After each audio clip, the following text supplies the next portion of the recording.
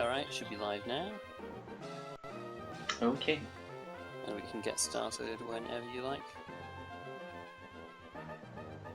Are you gonna start the timer when you start the game or a bit later in?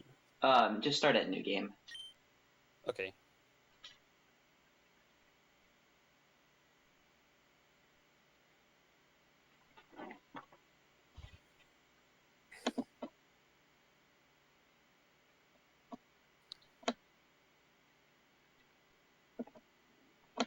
Okay, so I'll just count down then. Alright. Alright, 3, 2, 1, go. Alright, hello everyone, I'm Exarion, and this is Emerald Any Percent Glitchless. This category is similar in spirit to the one you just saw, but quite a bit different in terms of the mechanics. There's a lot more execution that goes into a Gen 3 speedrun, and Emerald really has the most execution in terms of things like spinner manipulations, biking. It's a lot of fun, still a lot of RNG. So I'm choosing the girl for a few reasons. It makes the rival fights, it's actually about the same difference in the rival fights between the boy and the girl, but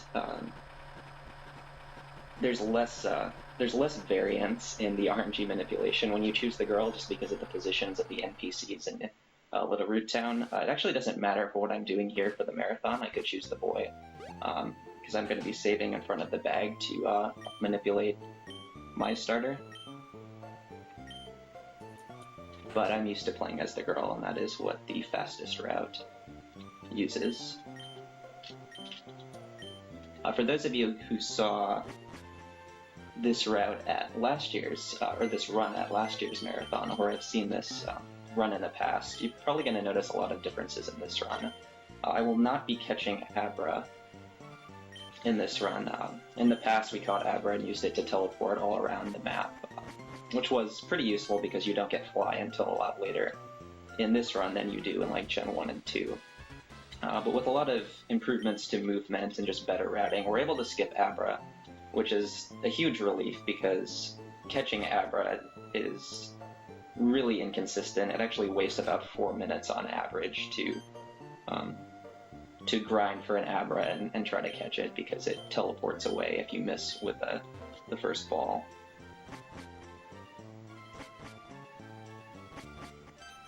There is a lot more risk with this route.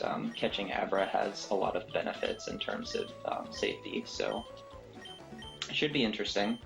But yeah, the first real mechanic you'll see me abuse is RNG manipulation. Now, RNG manip in Gen 3 is not what we would like it to be. It's pretty inconsistent because there's a lot of variance in how the RNG progresses. But what I'm going to do here to ensure some consistency is save in front of the bag and then reset, and I can consistently get a mudkip that I want if I am just frame perfect. I'm actually going for a cluster of 2 and possibly 3 mudkips here, so I just need to time when I reset, and then when I select mudkip in the bag, and I'll get one with pretty good stats, and I'll talk about the mudkip that I get once I do get it. It might take a few tries depending on how. Like, that was probably a bit early, so if it takes a few tries, that's okay. The resets are pretty fast. 21 HP is good. Okay, I missed it by 1 frame.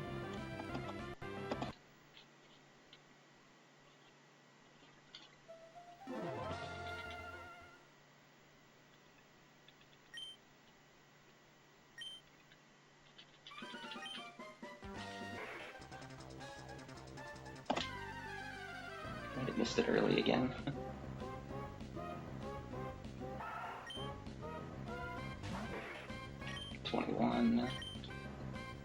Okay, that was quite a bit early. Yeah, but normally when you're doing this, you're not saving in front of the bag because this is too slow to do in an actual attempt where you're trying to be competitive. So if you miss it, you have to start.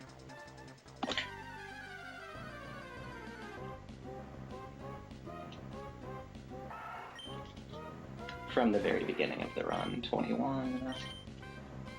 Adamant, 1 frame off again.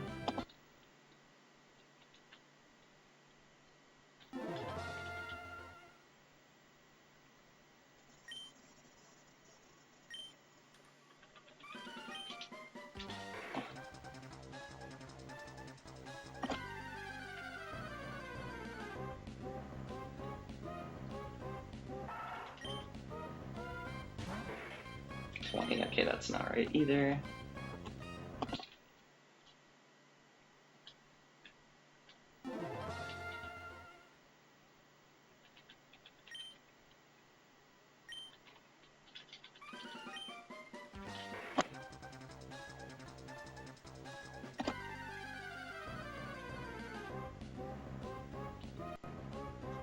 This one was a bit closer.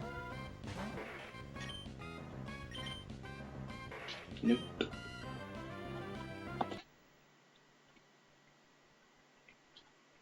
Yeah, I mean, this is a lot better than just resetting from the start. Because even though this is taking a while, it's... Okay, that was better. All of those were early, but this one should be... Alright, that should be it. Alright, there we go. So this is the better of the 2 kips that I was going for. So Naughty Nature boosts my attack, hinders my special defense. I'll just run through the IVs. So it's 25 IV HP, and this is out of 31, 31 being the best. 17 IV attack with a boosting nature, 10 IV defense, 26 special attack, 30 special defense with a hindering nature, and 24 speed. So quite good all around. The most important stat in this run is attack, second is special attack, third is speed. So we're very good in those areas. And our defenses are average, which is good enough.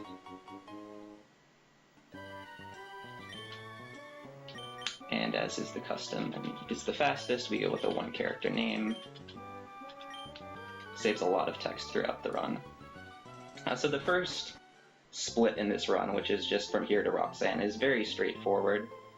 You've got the water type, and you get water gun at level 10, so it's just a matter of getting water gun and then getting some extra experience and breezing through Roxanne's gym. There are some strats you can do to try to get extra experience to make that go faster, but I think I'm just gonna go for that here.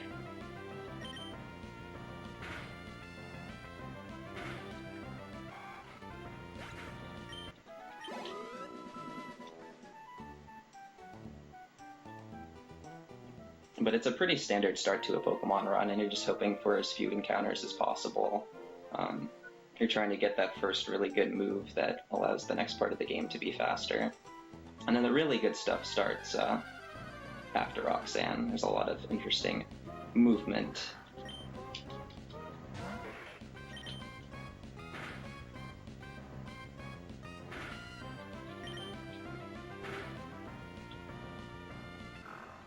And spinners in particular are just way different in this game than in Generation 2. They can all be manipulated.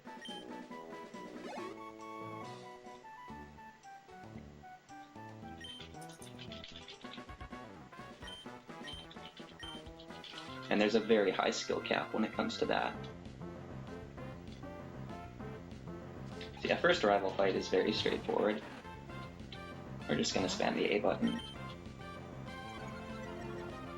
Getting level 6 here means that he's going to do less damage after a Leer.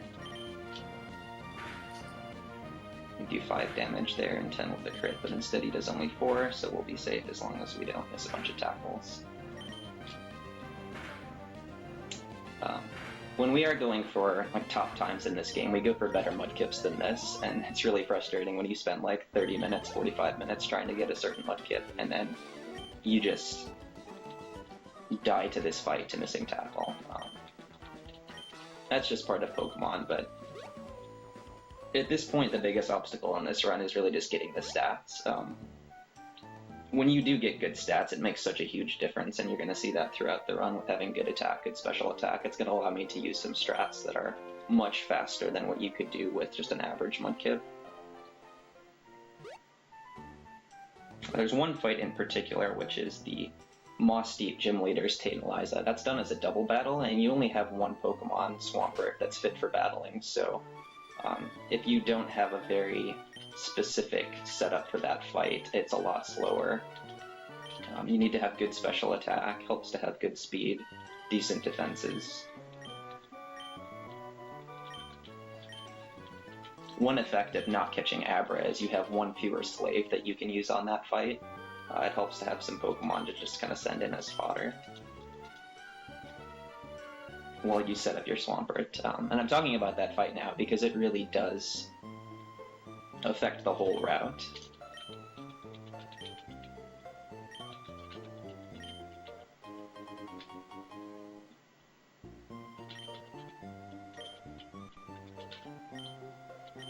But yeah, here we're talking to Mom because if we try to walk out, she'll just walk over and catch us and give us the running shoes, and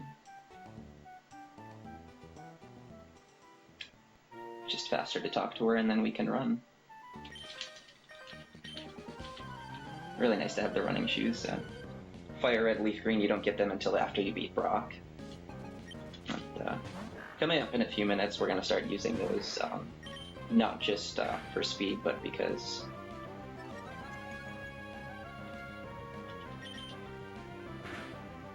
they can manipulate spinners. So good attack here saves a turn, which can matter because you're usually at low HP after the rival fight.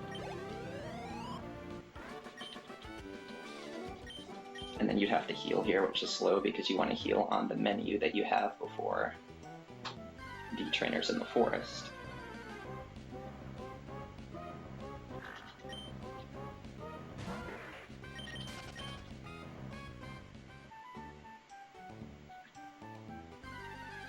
So yeah, encounters here, it's just 10 seconds for each of them. Encounter luck in this game is not nearly as bad as in Gen 1 and 2 because we get repels right after this, so that's it really.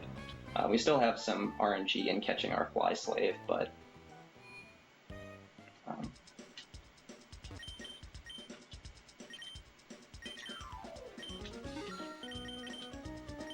we got our repels, and don't have to worry about that.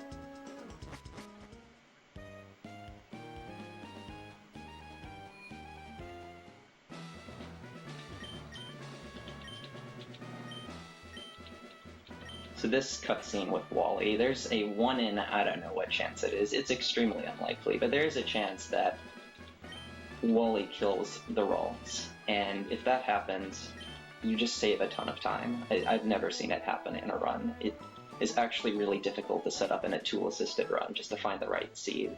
It's like you need the Zigzagoon to have a really high IV and a plus attack nature. You need the Ralts to have low enough defense, and you need 2 really high damage rolls because this fight is crit locked, as is the first fight with the Zigzagoon. The game just does not allow criticals.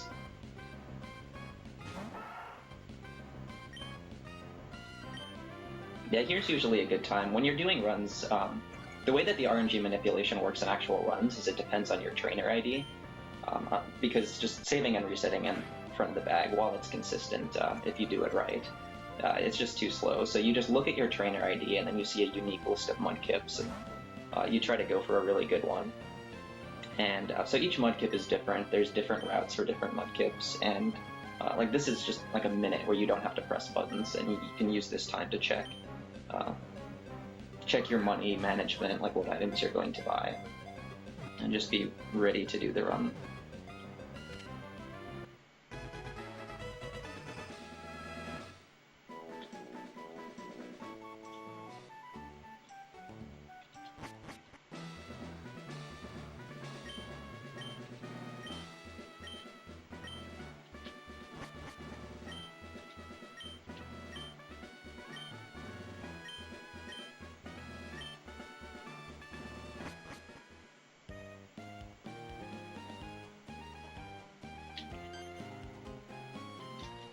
And this guy, Scott, he appears like 4 or 5 times in the run, and it's, you know, if you've played Emerald, you know about Scott's the Battle Frontier guy. It's amazing post-game content, but it's obnoxious during the run. He doesn't appear in Sapphire, so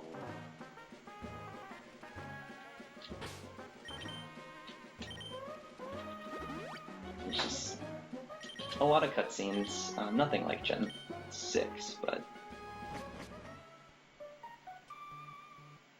Okay, so that was the first spinner manipulation. You see that I ran up to a tile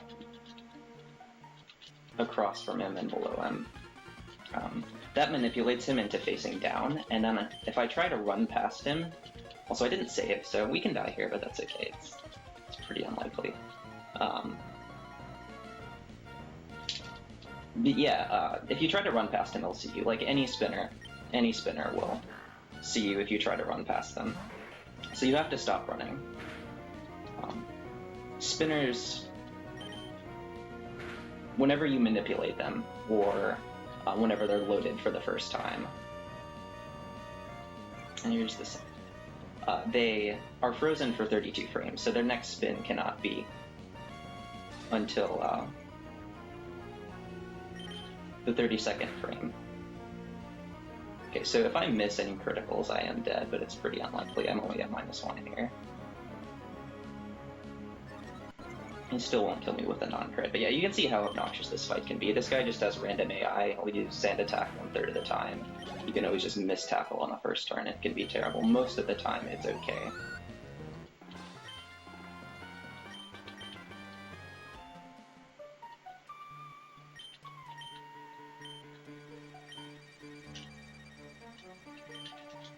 But yeah, I can finish explaining the spinner now, because there's another one coming up right here.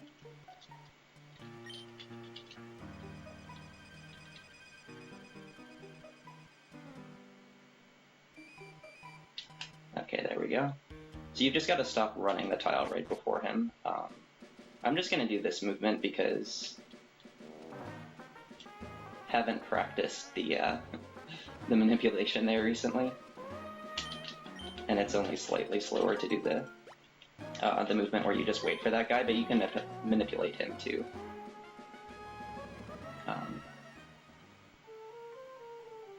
Yeah, it takes 16 frames to walk past, and they're frozen for 32 frames, so as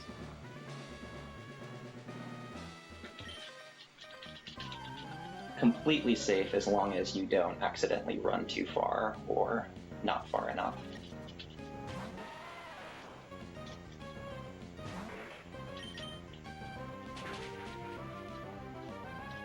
But now we are going to fight some trainers in Roxanne's gym. We only need to fight this guy to get Water Gun at level 10, but we're going to fight the other two trainers because they're going to make Roxanne easier, and they're going to give us Marsh Tomp, which we get to evolve at level 16 much earlier, and that's going to make the next section a lot faster. And every Pokemon in this gym is a Geodude, except Roxanne's last Pokemon's a Nosepass. Also, fun fact about this fight, the Geodude using Defense Curl does not change how much damage I do, because of the way the damage formula works.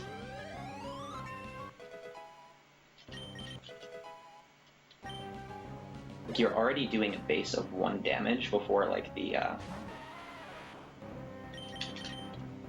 super effective multiplier, and Defense Curl isn't going to lower it. And there's a weird addition to the damage formula in this game where if it's a physical attack and like the base damage is like 0 or something, then you just add 1.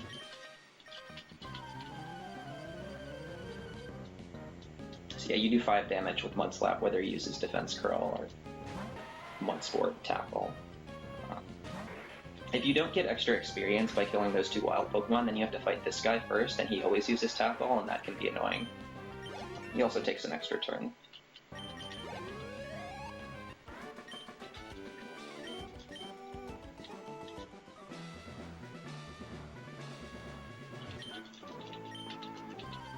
And fighting this guy is a difference from the old route where we caught Abra. We just skipped this guy and then we killed wild Pokemon on the next route, because the next route is where you see Abra.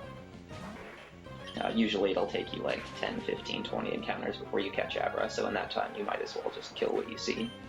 Since we're not worrying about that, we do need to get some extra experience from trainers, but this guy's pretty convenient, gives some extra money, almost 300 experience. With the early experience that we got from killing the 2 Pokemon before Rival, we're going to be able to evolve.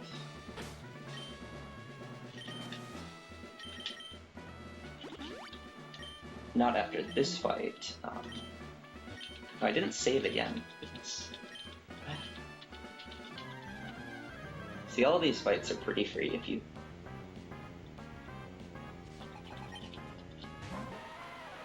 just heal. And repelling there is actually intentional. You are setting up repel timing for the next route.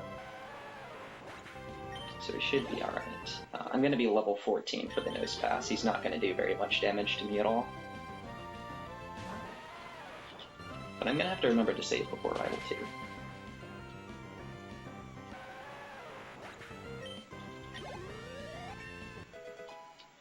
So you see we've got 19 speed. This nose pass has 17 speed.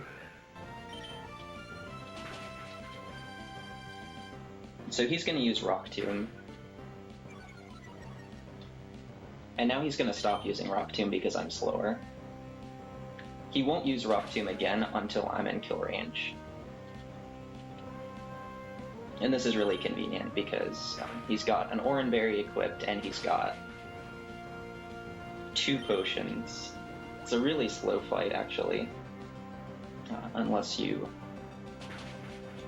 critical, or in this case, yeah, in this case I got too high a damage roll, so if just potioned right there, but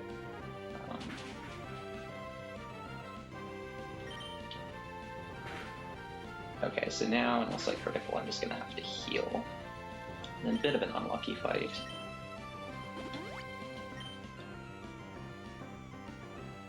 And he just missed. Whatever, we'll take that.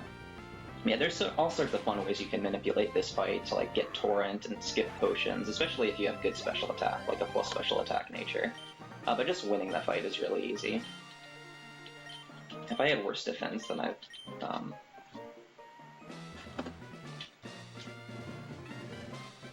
would have had to like use Growl. Alright, so here's the fun stuff. I can kind of turn up the commentary with this. That split is, whether you're doing runs or watching, that split is kind of boring compared to what's to come. Yeah, here we're going to be manipulating several spinners using a few different techniques, hopefully.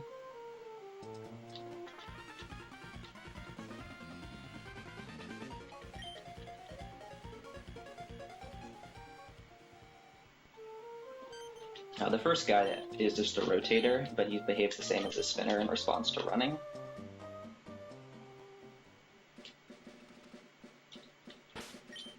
Okay, so what I did there is similar to how I manipulated the other spinners. I ran to a specific tile to force her to face down.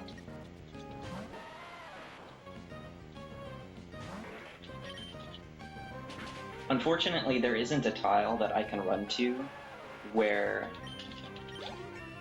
I can just walk past her on one tile. I would have to walk 2 tiles, and then she could see me on the second tile. So what I do is I open the menu to just check to see if she's spun on the 30-second frame. And you see I manipulate another spinner right there.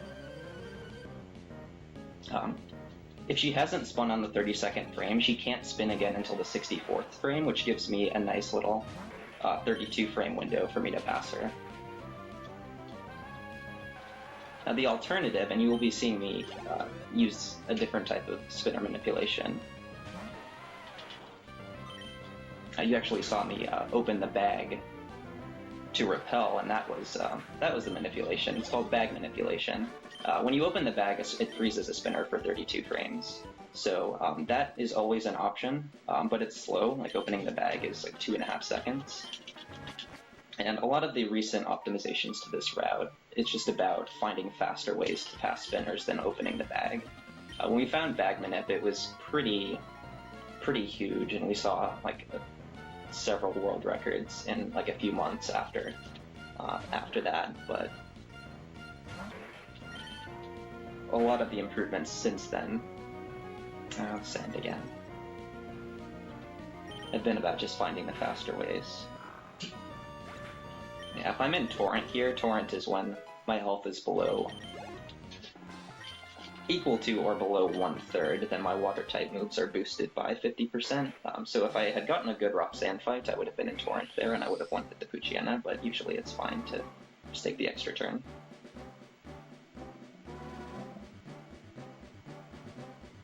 But yeah, there's so much about spinners. I feel like I could talk about it for a half hour.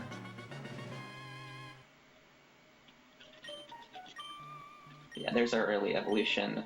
If we didn't get experience early, we would still be Mudkip, and then we'd want to kill one encounter on the way down to Mr. Briney's house to sail to Dewford. But we don't need to worry about that now.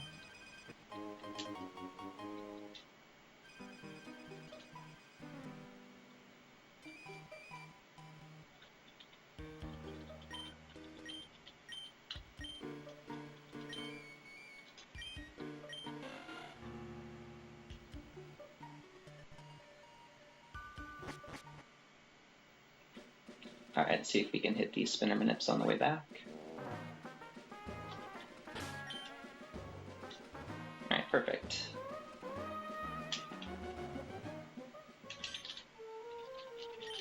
See, that's kind of a tense part of the run, because it's like the first part of the run where you actually have to do some important execution. If you mess it up and you hit a spinner, like those two spinners have Shroomishes, and they have Absorb and Stun Spore, so it's not just time loss. You actually lose the run, and I have lost good runs to messing up there. It's always harder when it's just like the first part of movement in the run. There's much more difficult movement later, but you've warmed up a bit, and so it feels easier. When you get on the bike, the spinner manips become quite a bit tougher.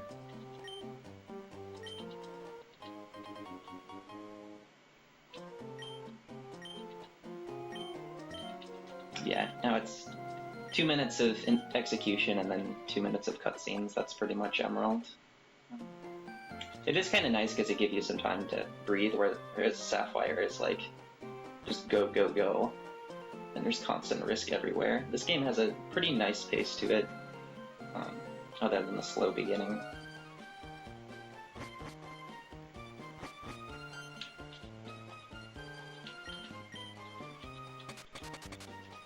But yeah, we didn't catch Abra, so if we had caught Abra, we would probably still be catching Abra. If you watched last year's marathon, you know about Abra and how much time it could waste. If we had it, we would just teleport back to Petalburg. We would have taken the center of this movement. What am I doing? This is where we go. Get the hard movement, but not easy movement. Okay. Yeah, we're gonna shop here since we have to...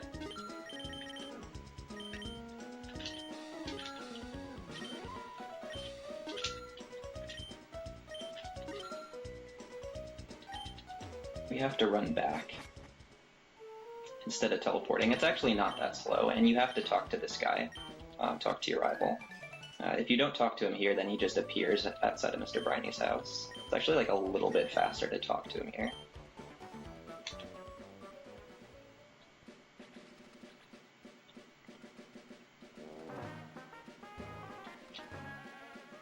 And then just to do a bit of manipulation there. There's actually a harder manipulation that saves 8 frames, but it's...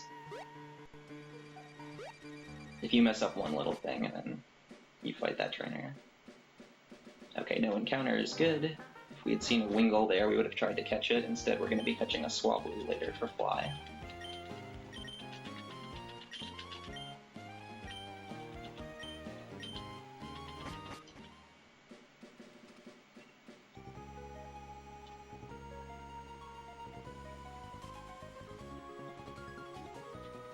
And more cutscenes.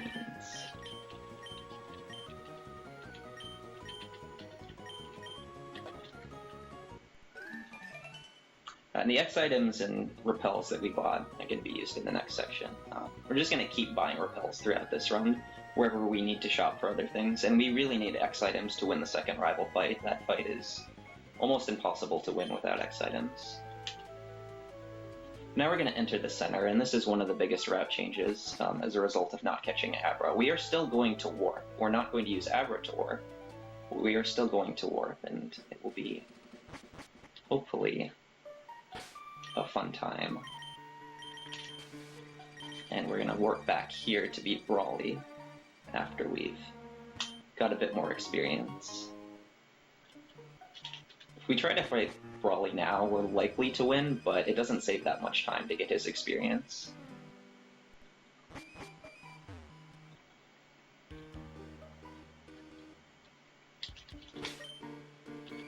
And the fight is like a minute longer, so we're just gonna warp back, one-hit all of his Pokemon.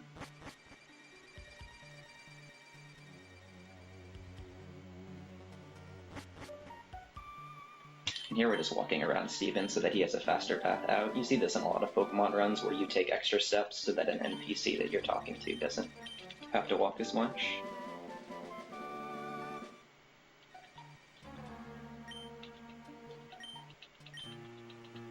Yeah, a few runners, really just Tyrant, have tried out early Brawly. It's intriguing because if it goes well, it does save time. But then you die and you lose a great Mudkip, and it's like, what am I doing? The Sapphire route does it. It's a little bit easier in Sapphire to beat Brawly because he only has 2 Pokemon.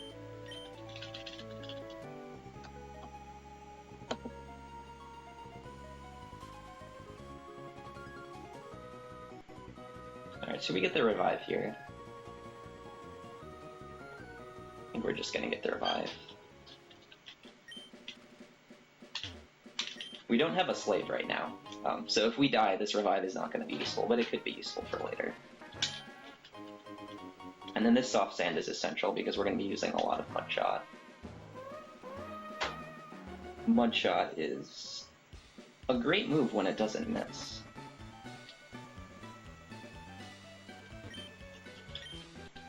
Unlike Tackle, which is just a terrible move even when it hits.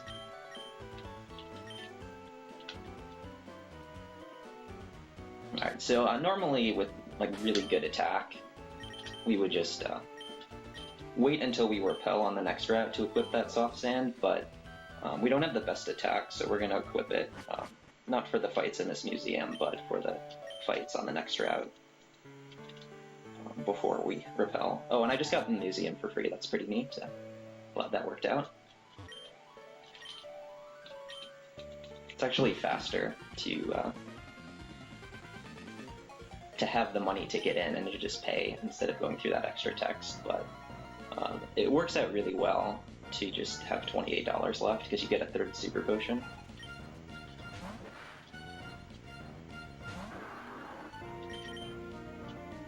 And that can often be the difference between having to take a big risk and being perfectly safe. So yeah, Mudshot makes the Carvana here trivial. What the old route with Abra used to do is it was Mudkip for that fight, and it would evolve after that fight, and would use Rock Tomb to 2-hit the Carvana. Tackle here. Supersonic, brilliant. Use Rock Tomb for this as well. And then we would just miss Rock Tomb. But we just sell Rock Tomb in this route, it's faster than teaching it. You really don't need Rock Tomb after this fight, and you usually don't really need it on this fight. Yeah, easy.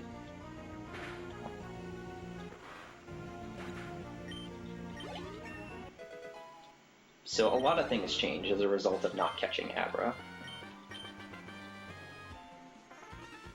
And that's always the way it is in a Pokemon speedrun. If you find one big optimization, there's always going to be a slew of small optimizations to go with it. It's a gift and a curse, because the small routing is what makes Pokemon worth playing, but it's also really frustrating when you have to do that every single time there's a change. You have to look at every little thing that it affects. And there's actually so many little things that can go wrong as a result of not catching Abra that the top runners are considering going back to Abra.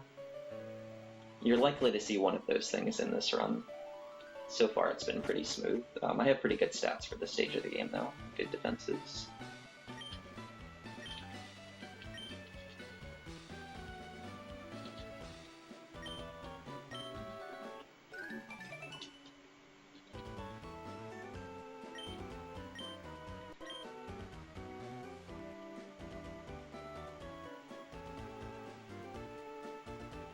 So since we took the Mart in Rustboro, we don't need to... Oh wow, another Dustin. We don't need to take the Mart there. It's a little bit of faster movement to have done the shopping earlier because it was on our way. It's just striking me now, because I'm doing a commentary of this, how many cutscenes there are in Emerald when compared to Sapphire. It's ridiculous. But I love the game casually.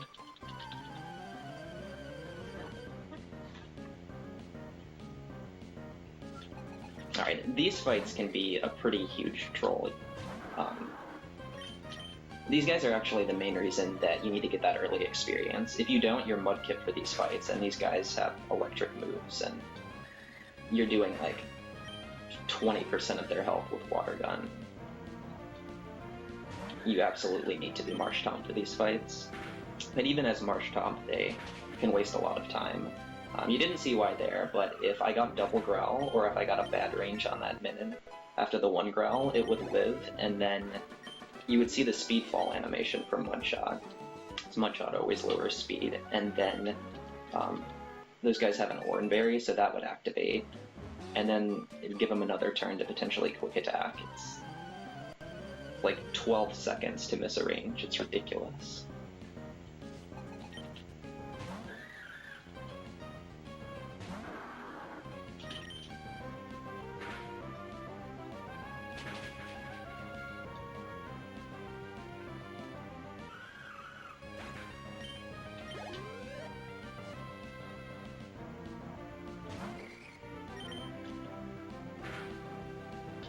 So yeah, quick attack is nice there. The damage for Rival makes it a little more likely that we'll heal, but really nice to not get Growl. Growl is a slow animation in addition to being potentially an extra turn. Alright, so here's one of the more annoying spinner manips. It's the same thing as earlier, with the, pausing to check to see if the spinner is fun, but you've got a shorter window. I'm not sure if I got it there. You never know if you got it unless you get punished. It's only a 1 in 8 chance that they spin. But now we're gonna save. This fight is one of the scarier fights. Not so much because it's risky. I mean, it's like 15% that you die, but there's just nothing that you can do. You've got to... There's one mud shot that you absolutely have to hit, and then if you get critical, that's also RIP. So we set up an X speed. We actually need 2 X speeds to get past the Grovile, but we're going to be using Mudshot on it. And so that's essentially going to count for the second X speed by lowering its speed. I do not like to see Ember here. Please just... Okay, well... Okay, we need to be at higher health than this, so this could be pretty bad. Okay, just don't do it. Alright. Usually you get Yawn and you have to just... You don't get the full heal for Yawn, you get the full heal in case of burn. So you just wait until you wake up. Yeah, here we go. If this crits... Okay, it didn't crit. And if this Mudshot misses... Okay. That is actually not the Mudshot you have to hit. What you have to hit is this tackle, and if you have bad attack, then you have to finish with Mudshot. Mudshot does more with the soft sand and the stab boost. So yeah, that was a really clean rival fight, actually. I didn't get Yawn.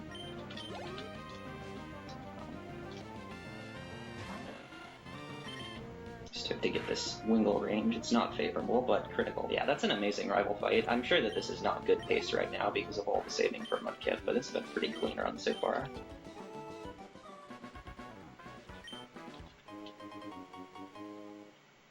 That fight, there's so many ways it can go wrong. Like, just the Slugmaw alone, it can burn you, and then you heal, and it burns you again, and then you're just dead because you don't have enough attack to take out the Grovile with the reduction from the burn.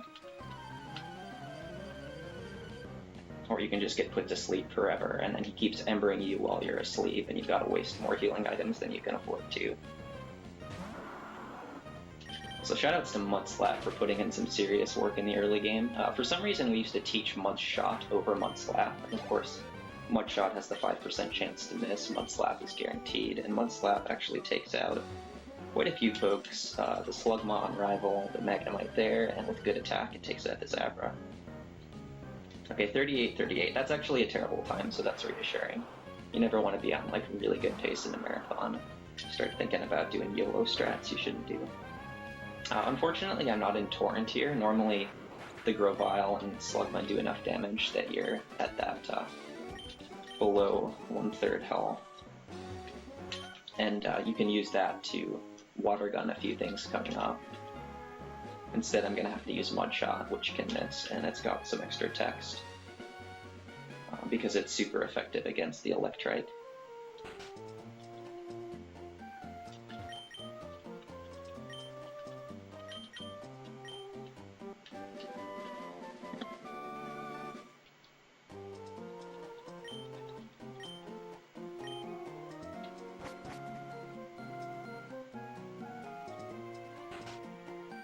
I like how the run where we got the Lepa Berries, we haven't missed a Mud Shot, so it would have been faster to skip them probably. If you get really good luck on this split with Mud Shots, you can save a PP item.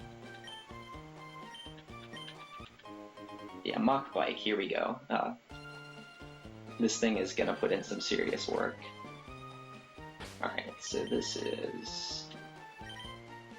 Just gonna go ahead and heal since we're not in Torrent, and then we're gonna teach Rock Smash. We don't have a Rock Smash Slade, and that's okay.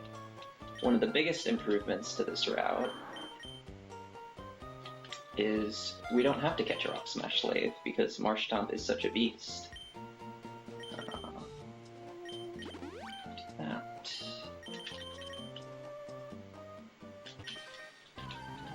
He's such a beast that he doesn't even really need a fourth move. And Rock Smash does have some utility, like in Norman's Gym. Yeah, catching a Rock Smash Slave, if it goes well, it's like 30 seconds.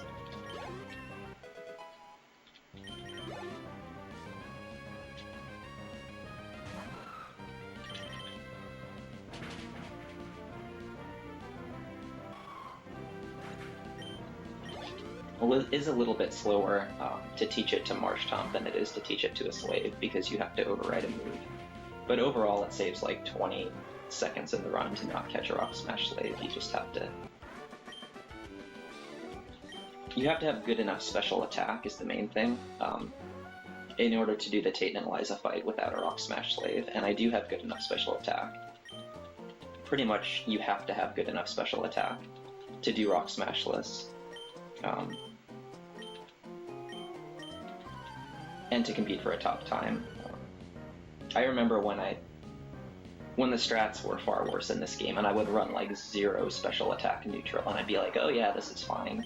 And really, it was just a case of the game not being optimized enough. A Pokemon run is almost always going to require very good stats if it's going to reach that level of optimization, where a time is going to be difficult to beat. Like this Mudkip right now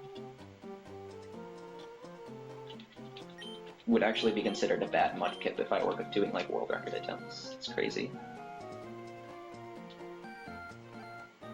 Yeah, how many times have we seen this guy? This run is going by faster because I'm talking, but it's just amazing like how many cutscenes there are.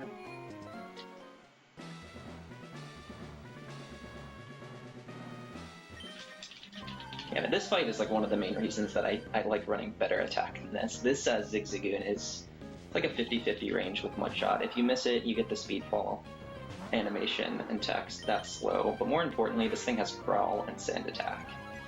Really hoping he just uses Headbutt. When I got Growl, that's the worst thing. Okay. So, the Gulpin now is probably going to live. It's a damage range. I do get level 22 as a result of having bought the extra trainers early, but I have lost 3 minutes to this fight once before, and that's such a troll fight. And this wastes so much time too. Like, you wouldn't think this would be that bad compared to just missing a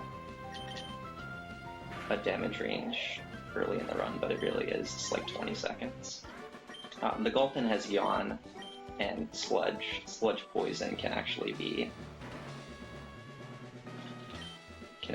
Rip Run because if you've used your full heal on Rival, you have nothing to heal that with, and if you take the center here, then you lose your warp point in Duford, and so when you try to warp back there, you'll just warp back to Mauville, and it'll be really, really slow. Okay, so X-Attack here is going to allow us to one-hit Watson's last Pokemon, Manectric, which is going to save some text and save it from activating at Citrus Berry. And then the X-Speed is at, let's see, 24 speed is what I have now. That's not faster than the Voltorb, but it's faster than the Electrike and the Magneton. The Magneton knows Supersonic, and at high HP, it's pretty likely to use it.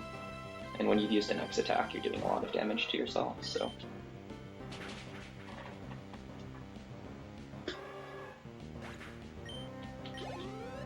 As long as you don't miss a one-shot or miss the, 90% Manectric range, it's a very clean fight.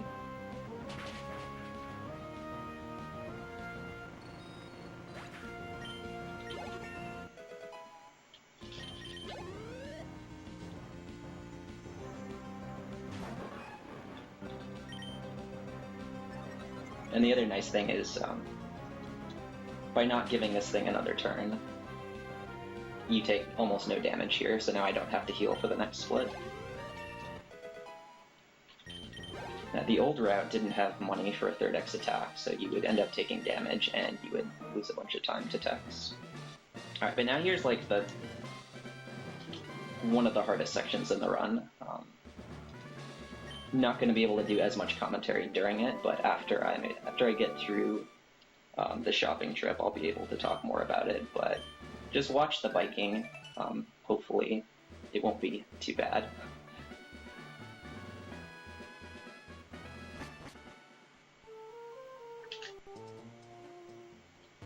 Yeah, that's fine. There's a bunch of spinners. Give you a clue of what's to come here.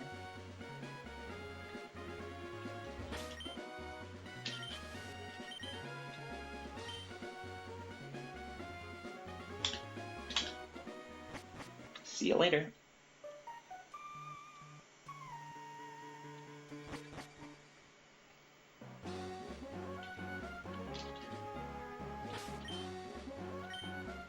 And see you later. And see you later. All spinners.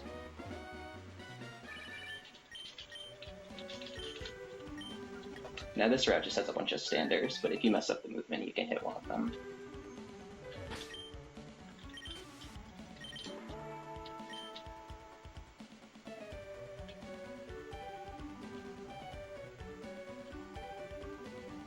Alright. Take notes, the Tyrant 14.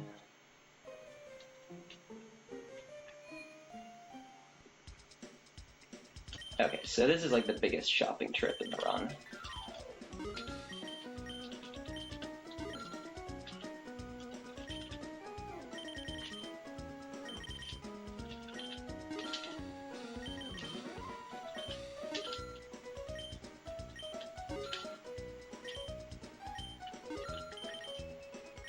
Alright, there we go. And now, after all of that satisfying biking, we get a section with totally no RNG, right? Nothing wrong can go here. Nothing wrong can go here. Yeah, nothing wrong. We totally want to see this Lombre and 6 more of them. Totally don't need a 40% Swablu.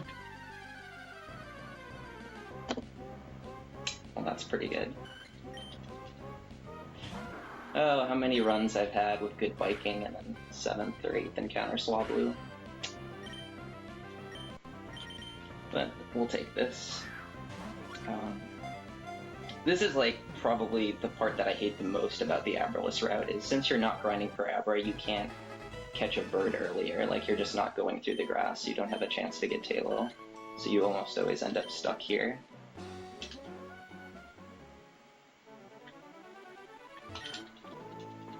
But yeah, to talk about the manipulation, I'm going to try to do another manipulation here that's similar to the one I did earlier. You probably noticed that the repel wore off before a couple of spinners, and then I just opened the bag. And that throws the spinners. The spinner after that, I was able to deload him, and then because the mock bike is so fast, I just breezed past him before he had a chance to spin. Those are the easy manips. The hard manips are the ones where you get off the bike to run to manipulate a spinner's direction, and then you get on the bike fast enough that you can pass. I'm going to try to do that here. But I've got to pass her twice, so for the first pass I'm going to use a repel. And I didn't get that one. That's one of the trickier ones, but just like with the spinners earlier, it's a 1 in 8 chance that they catch you. That movement is actually a bit easier to do if you slow down, but I tried to do it all in one go.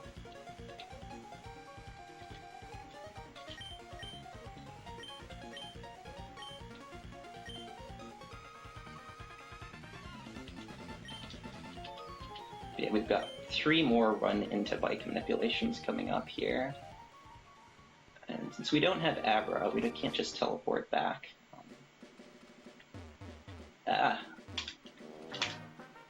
Right, there's one.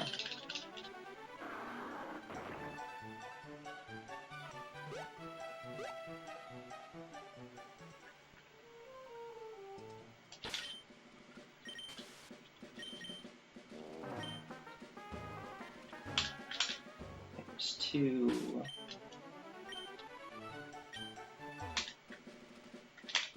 And that was slow, but that's 3. You see how much faster that is than just like stopping, opening the bag to freeze the spinner. Of course, if you're a new runner, you don't want to lose runs to spinners, so it's a good idea to just bag manip when you're not sure, when you haven't practiced it. But you save so much time if you're able to get those run into bike manipulations. And even if you mess one up, like I messed up that one before Meteor falls, it's still faster on average to just take the risk.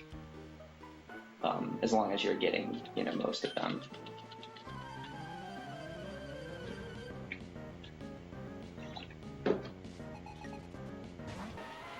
So this guy is actually an optional trainer. You do not have to fight him, but since I cannot teleport back to Mauville, I don't really have any other way to get back to Mauville other than going through that long stretch that you saw me go through to get to Meteor Falls. And this experience is kind of valuable, so we just fight him. The optimal route if you caught Abra, and we didn't realize this until right before we switched to Abraless, so we never actually got to try this in runs, but it's to just skip fighting this guy.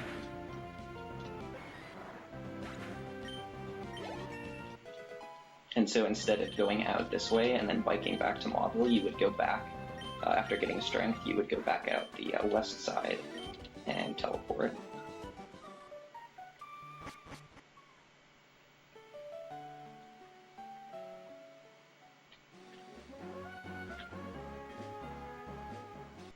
Okay, so one more little spinner manipulation. I'm gonna repel on a very specific tile. It's gonna look really clean if I can pull it off.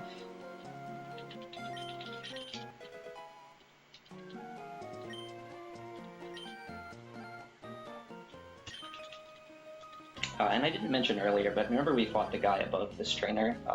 You don't have to fight either of these trainers until later, but it's so fast with the mock bike to just go fight them now, and you one-hit all of their Pokemon now. Just worth it to get that experience while you're not quite as high of a level. Also the money. The money from the youngster helps a bit.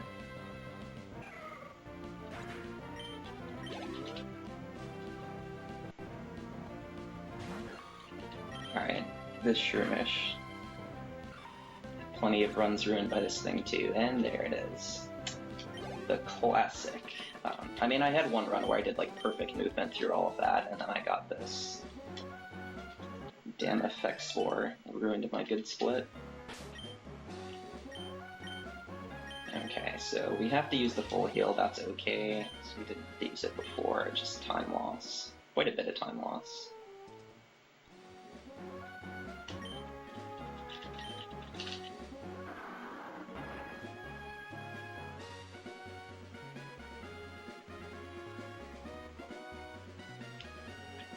Alright, YOLO. Punished. We didn't do the movement correctly, that's alright.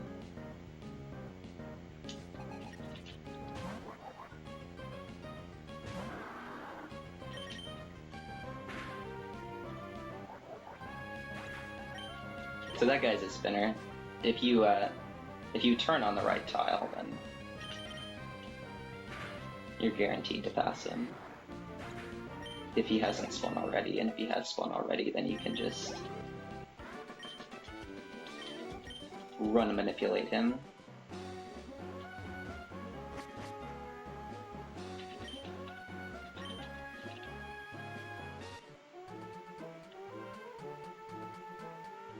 Yeah, thankfully at this point in the run, hitting a spinner is just time loss, so for the purposes of this, the run can continue.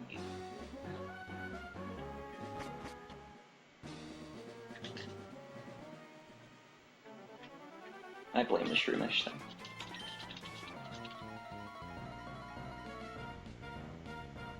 I'll probably do it by habit, Tyrant.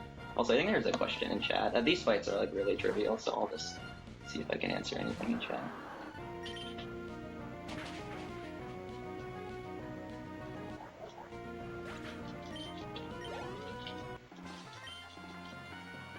Oh, for learning Red, I would recommend using the guide that I have on speedrun.com.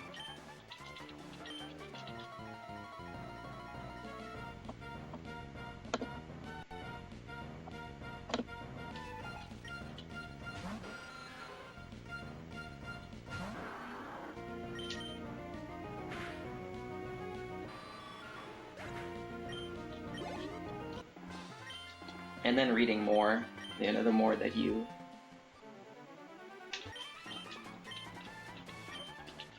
play the game, just watch more streams, read more advanced guides.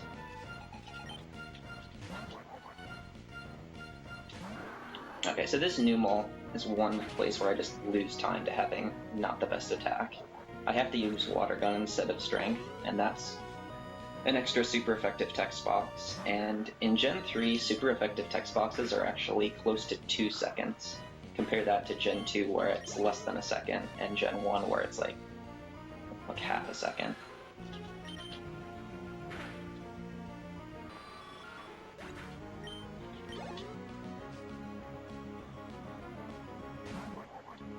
And then this Numel always needs to be water gunned.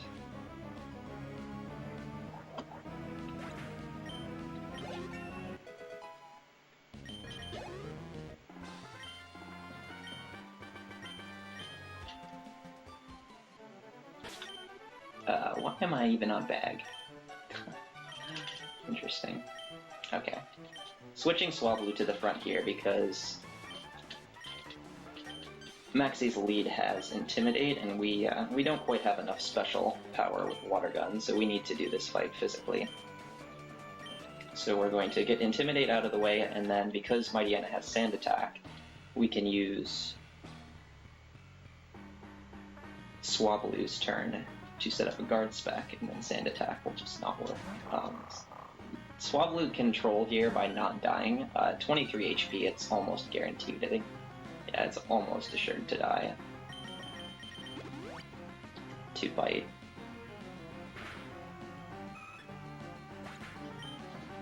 So now we've got the maximum number of guard spec turns to work with, and unless we get like critical or flinched, it should be alright. I think we're speed tied with the Mightyena too because we hit that trainer. Yeah. And there's the flinch. And yeah. Well, that's exactly how that fight was supposed to go. Mudshot to lower the speed. Or you just critical.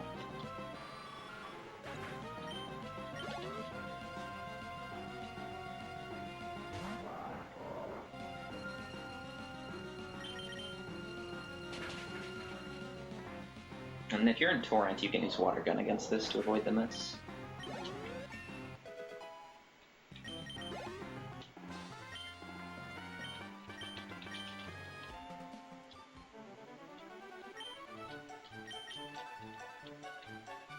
Alright, so now the fun part of this route.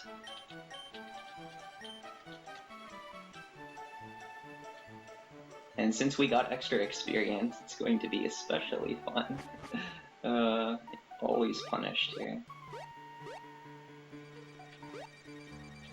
Alright, another spinner. This guy is really obnoxious.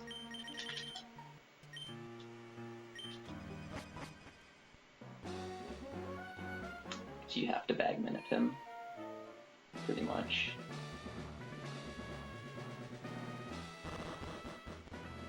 And you have to stop your bike movement.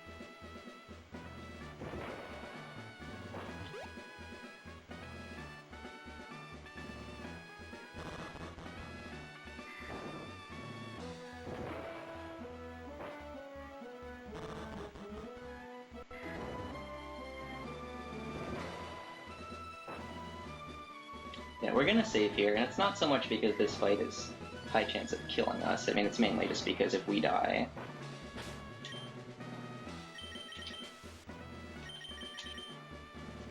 we have to like go all the way back here, and there is a chance we can die to missing one shot.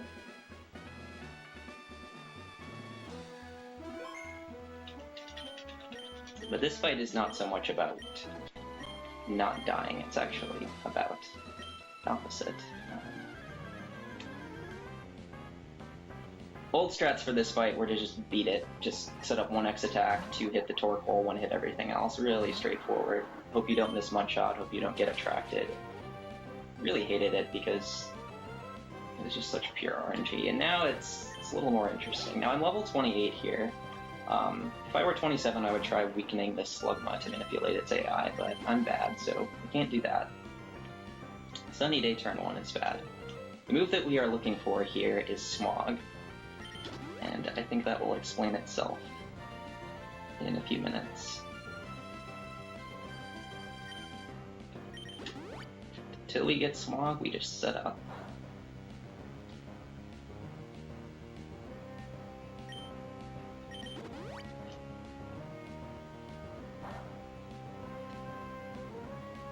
Oh dear. Oh, this is where it can get dicey. I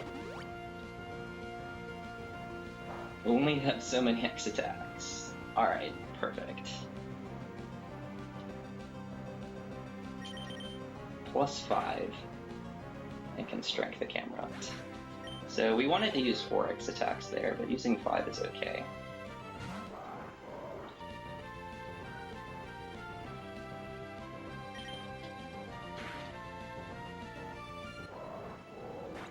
That saves a super effective text box and a mischance here, and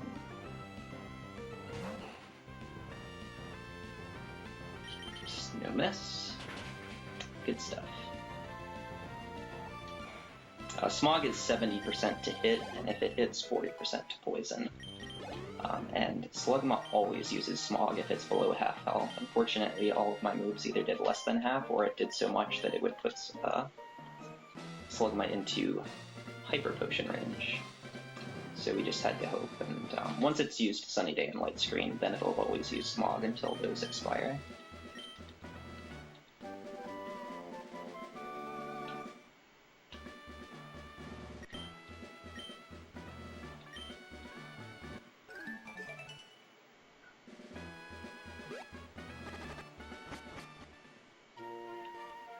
So very conveniently, we have the herb shop right across town here, and they give us pretty much all the healing items we're going to need for the rest of the run. I'll buy some more later just in case, but if you are doing a competitive run, this is pretty much the last time you're buying healing items.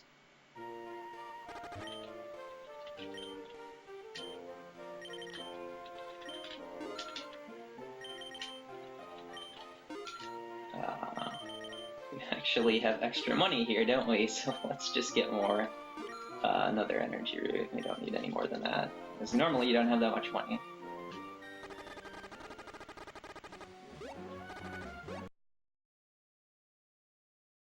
All these extra steps. What am I doing? Oh god, this must be terrible. Must be losing so much time from these extra steps. Oh man, what am I doing? Oh. Rip.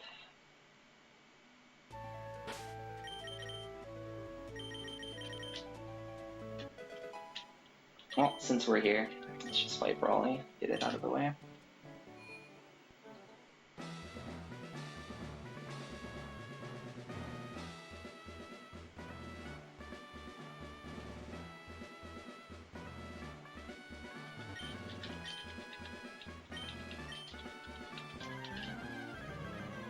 And that rare candy is a really nice addition to the route that we made in early 2015. Level 30 here means I don't have to mudshot the Makuhita, and it's going to be really nice in Norman's gym. Make sure I don't really focus punch. Make sure I don't have to mudshot the slack off or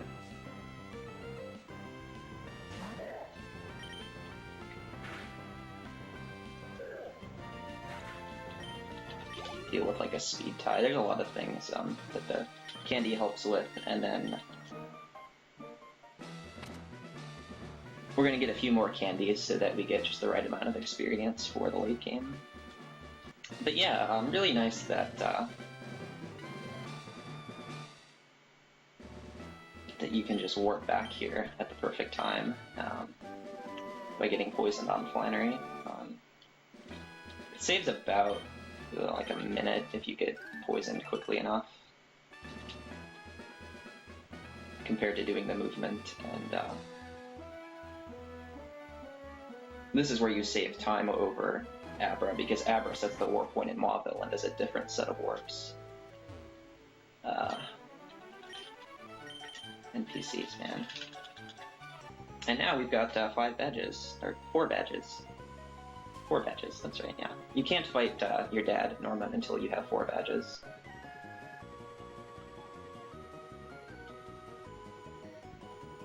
And with that being the 4th, we can just take the boat straight here. Now, if you do early Brawly, then you just set the warp point in Petalburg, and then you don't even have to take the boat. You just warp straight here. It's amazing, but as I said before, early Brawly is like a minute.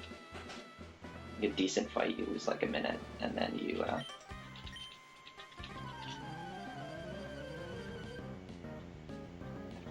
have like a 25% chance of dying. Alright, another place where I'd really like to have better attack, this Delcatty. Dies to 2 mud shots with better attack than this.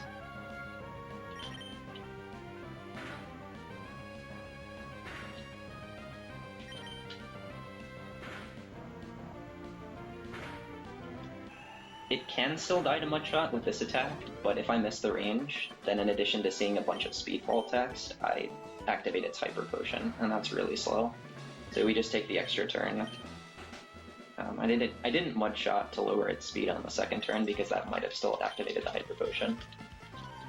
Kind of awkward here to have good but not great attack. And I actually could have delayed the candy in order to avoid that problem, but with level 30 here,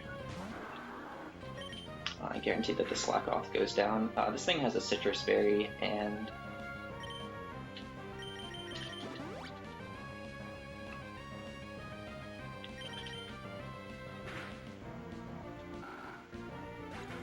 it has counter, so we can't just blitz this fight with strength in one shot.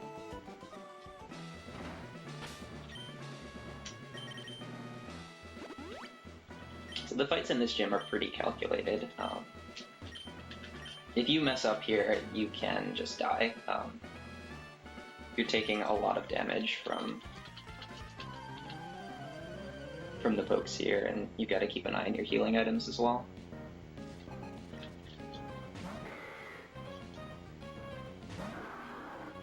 And this fight can be really trolly. Focus energy, and then its attacking move is Slash. Okay, so we got a high roll with Mudshot. Sweet. Strength here. Okay, that can live a critical, and then you get the Hyper Potion, and then it's just critting you. That's one reason I like to use an X attack on this fight, so you don't have to deal with heal range, but we're fine. Just get the range. No damage on this guy, it's pretty amazing. Alright, Norman. How many times have I lost a good run to this guy? It's really not that hard of a fight, but when it trolls hard. And when you die, it's over, because you've had such an enormous setup on this fight that you can't just revive. So we're gonna save.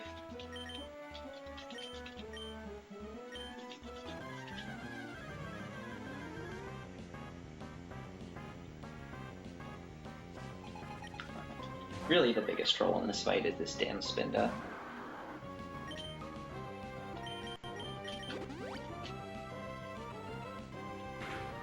Sod.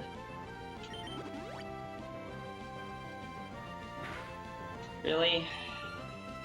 Alright, just set up all of these. Okay, there we go. So he's used Teeter Dance, right? And I just gotta heal that off and I'll be fine, right? He's not gonna use it again, right? Yeah, now that I'm confused.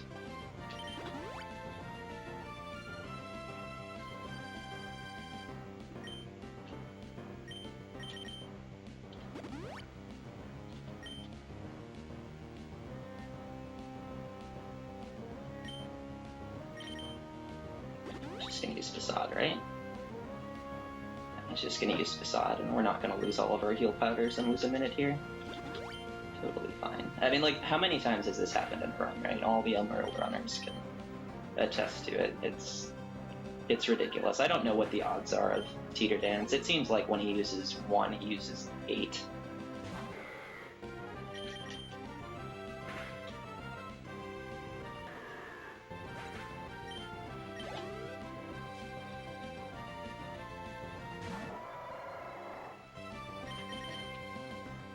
I'm not really sure what I want to do on this turn, actually.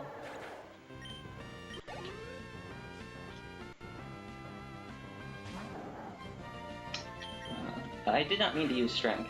Shit. Okay, so now we're dead. That was an awkward setup. For some reason I thought I was on Water Gun. But I wanted to be at higher health, I wanted to be at higher health, so... RIP. He usually uses counter, that was just a mistake. And I was trying to use Water Gun, and for some reason I thought my cursor was on Water Gun. Alright, try again.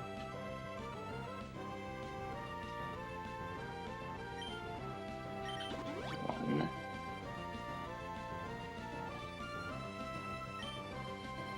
2.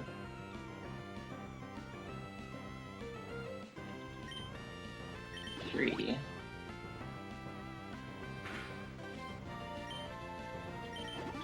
4.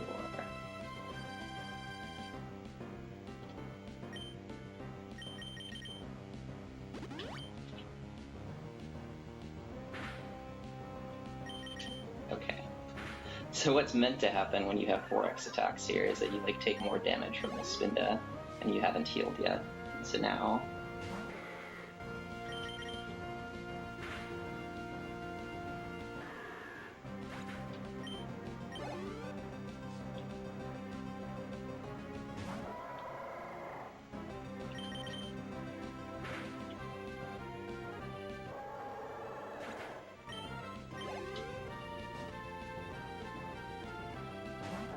he's just going to use Facade, which can kill us with a critical.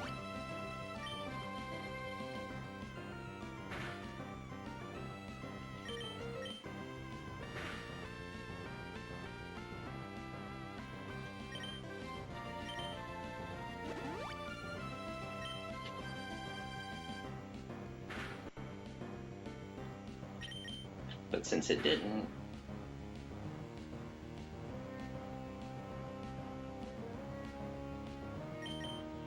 we have Torrent, and that's going to help on the next split. This fight has a lot of variations depending on your defense. You can use an X defend here. We used to use an X defend here. It's not faster. It's just you have to think a little bit harder if you don't have the X defend about what you want to do in the fight. Do you want to risk the critical? Do you want to get Torrent? Just weigh these things, and it's very sensitive to your attack. If you don't know the exact range of something, you can get punished.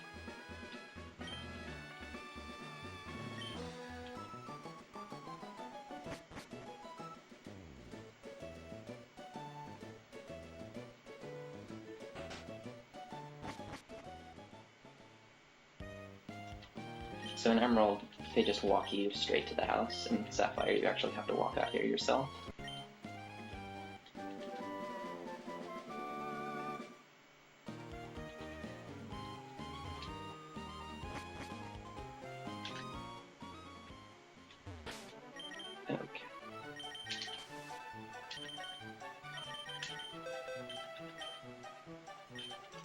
We're going to pick up another rare candy here, and then since we don't have Abra, we can't teleport back to Mauville, but we should get there quickly enough with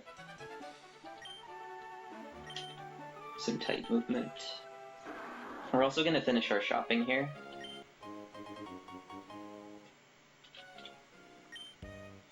Get some X speeds and X attacks. And I think we could use... Do we have any potions? Yeah, we could use like 2 potions.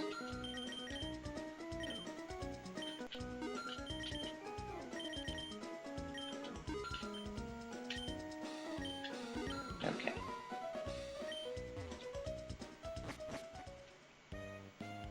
More movement.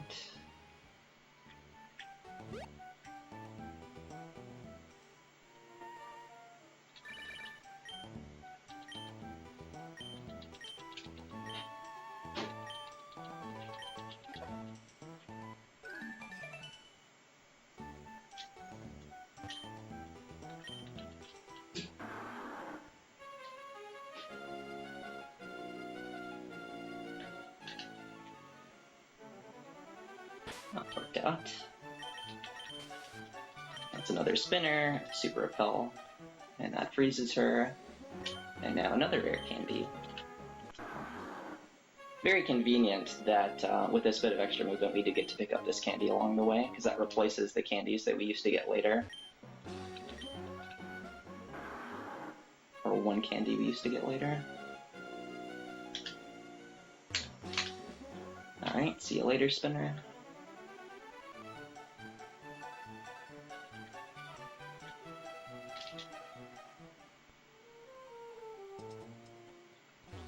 Oh, nice movement.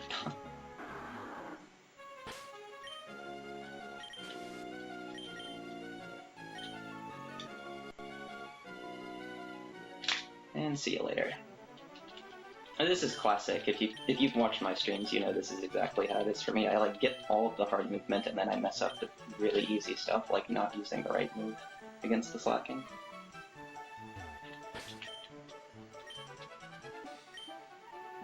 That guy is just really annoying. There's no manipulation other than opening the bag.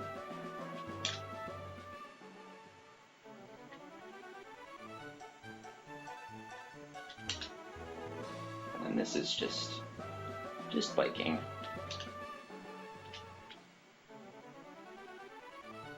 And you see, that's what I mean. That's what I mean. All of that perfectly, and then the easiest turn. It's just classic. All right, so we're in Torrent here. You might have noticed with it, actually don't know, how many Carvanas have there been in this run? You normally want to just Mudshot Carvanas, even though you kill them with like all of your moves, and Mudshot can miss, because there's no super effective or rough skin text, or not very effective text. Like when I use Surf, you get the not very effective text box at 2 seconds. When you use Strength, you get the rough skin text box. If you're at higher health, you can use Strength to take some damage from the Carvanas, and then you'll be in Torrent for the final fight in the Weather Institute here. But since I'm already low enough health, I don't need to do that.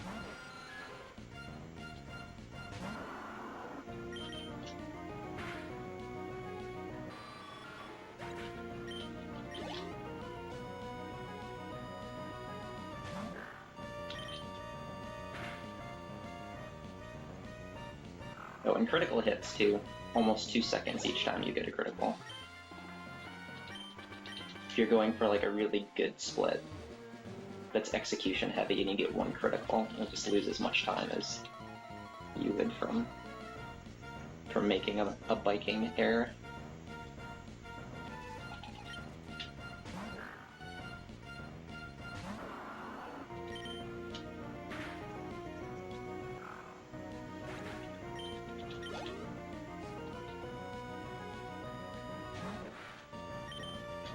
Yeah, I'm just surfing these because my health is low, to be clear. Nice critical, not very effective. If I miss a Mudshot, they can kill me with Crunch. And since this is a marathon, I'd rather not deal with that. Yep, classic. Classic.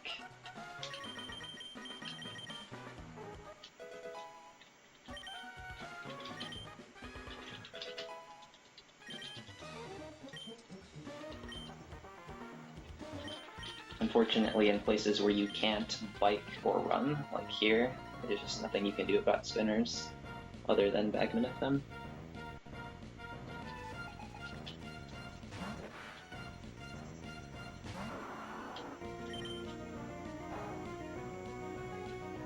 So yeah, this Mightyena is the Pokemon we really want to be in Torrent for. Sometimes it's fine to not be in Torrent. It'll just use Bite and do like 15 damage, but when you're at higher health, it tends to use Swagger, which is both really slow and dangerous. Because you're doing a lot of damage to yourself in Confusion, and it's pretty inconvenient to heal because you get a free heal right after this.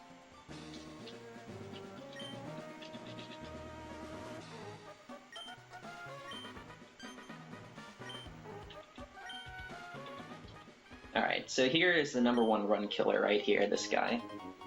This cast form. We're gonna name him B because apparently naming a Pokemon B shows that you care about it. And I care about this cast form as long as it has good enough special attack and special defense, which I trust that it does.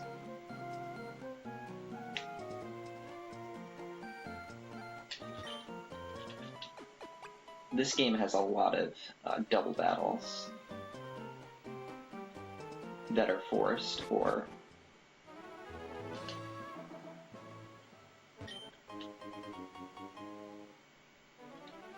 double battles that are faster than if you did them as single battles.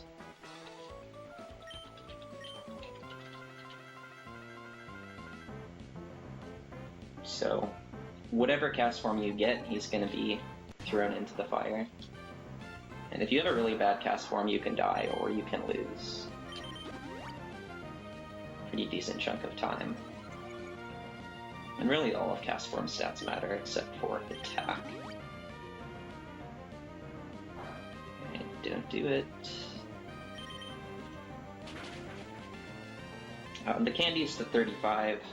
We could have done them after this fight and still gotten level 36, and that's when we evolve into Swampert. But at level 35, we only need 1 X attack to one-hit this Grovyle. And by the way, this Grovyle, he one-hits you from full when he outspeeds you. And we just Rock Smash here because Pelipper always uses Protect, and we don't want to waste Strength PP. If you choose the boy, this guy does not have a Pelipper. It is very nice, but here he was cooperative. Sometimes you just like 4 Protects.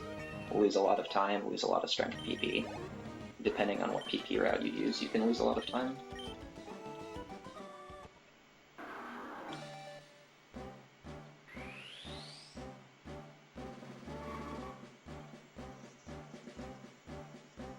So we really need to be Swampert for Winona's gym. With a route that caught Abra, you would just take the Fortree Center, you would just walk straight in there, walk out, set the warp point, and then go do Mount Pyre, and from that experience you get Swampert, and you just bike back to Winona's gym from the center. But since we don't have Teleport, we have to do Winona before we go do Mount Pyre. So very important that we use those candies when we did. And for the 6 billionth time, we talked to this guy.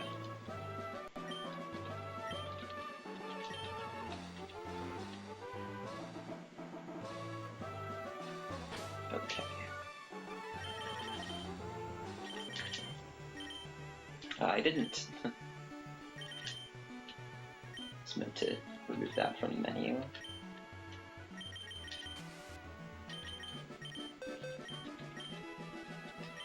Yeah, we need Cast Form to be in slot 2 because the next fight that we do is a very trolly double battle. Swapwood is not going to help there.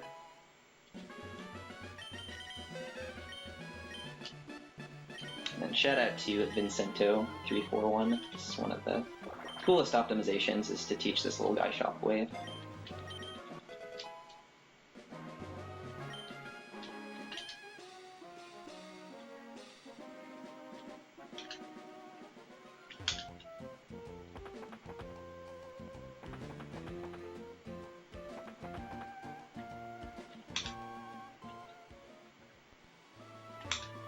We already got the revive, so we're not going to get this one. And there's a revive hidden in the grass there. And That's the standard revive.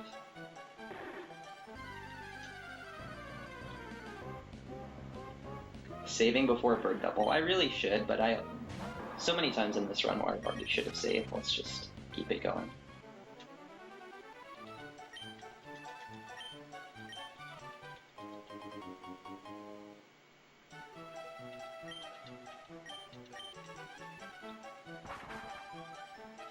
So yeah, we just gotta go back to do Winona.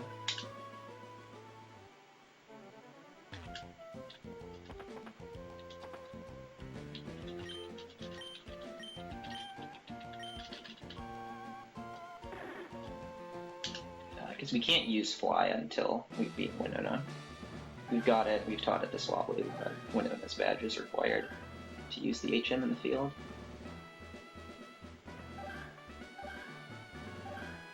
Yeah, welcome to one of the worst fights in Pokemon speedrunning. You're probably not going to see why, but if you do, you will definitely see why. Really all you need to know about this fight is that these guys have random AI. They'll just like pick a move and then they'll choose either of your Pokemon. They don't really care whether it can kill you, what your defenses are. They'll just do whatever the hell they want. You can see how like possibilities that this fight can just branch out to being essentially infinite, and it's just really hard to route it. Swallow is faster, it has double team, the Doduo has Fury Attack, Tri Attack, and Freeze, Burn. It can just be awful. This Datu, there's Tri Attack.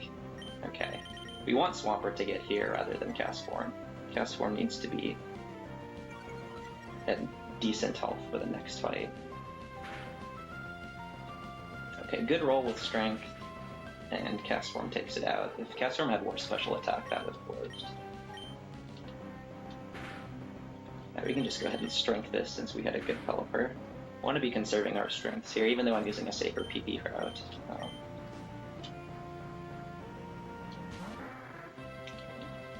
Critical? Oh, that is a godly fight. Like I told you, this is the worst fight in all Pokemon speedrunning. It's terrible. Yeah. I'll play Emerald someday, and I'll just enter this fight, be like, yeah, this is fine. I mean, this fight used to be really terrible because you needed Swampert to get full experience in order to get level 37 here. And then you would intentionally die to this Tropius and then use a rare candy to revive into Torrent. It was a really cool strat, actually. We're not using that now, just because the experience doesn't work out. But we are still dying to the Tropius. I'll go ahead and Surf for a little bit more damage since I'm in Torrent, make sure the Castform can finish it.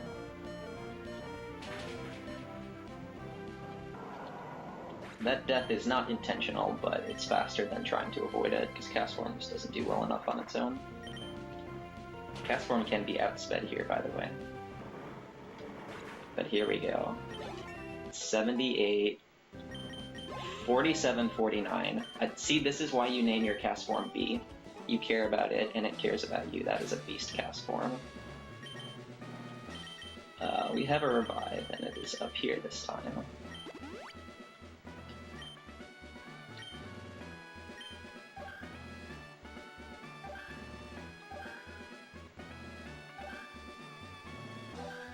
Actually are going to go ahead and save here.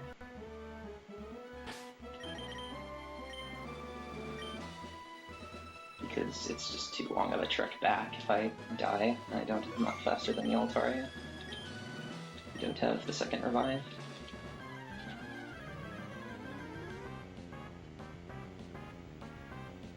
Yeah, this fight used to be the worst until we figured out how the AI works. Now there's still a chance I can get trolled really badly here.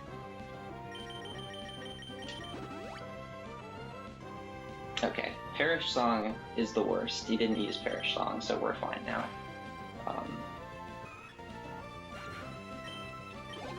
You really want your Castform and your Swablu to be alive. If you get Perish Song, you have to switch out and sacrifice one of them. And usually the Swablu uses something else. So now, this is the really cool part. If you stuck around for the end of Kizaron's Crystal Run, you heard me talk about how the turn counter stays at 1 while you're setting up. Well, while I'm using these X attacks, the turn counter stays at 1 for this Pelipper, so he's just using Protect. He isn't guaranteed to use Protect, like he can use Supersonic because my health isn't that low.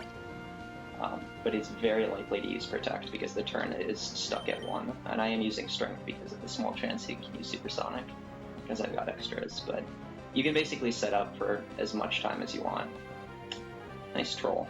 Good thing we did the safe PP route. Like, you could set up 6x attack, 6x speeds, you'll get a snack, yeah.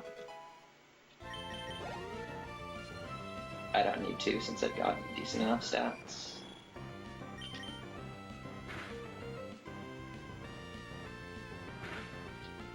Like, you could set up an X special, but this would be a damage range and then he'd heal.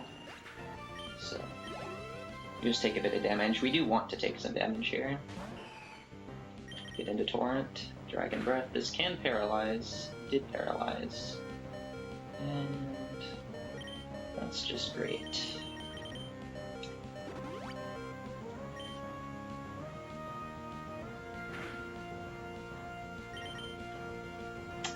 Nice troll. Well, that's extremely unlucky.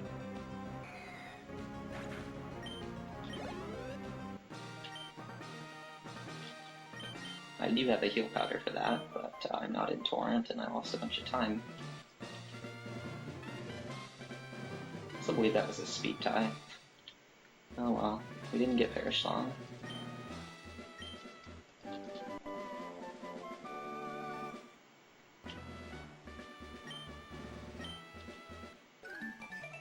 Okay, so I need to remember before Vampire to use a heal powder. And then other than that, it's just the same movement.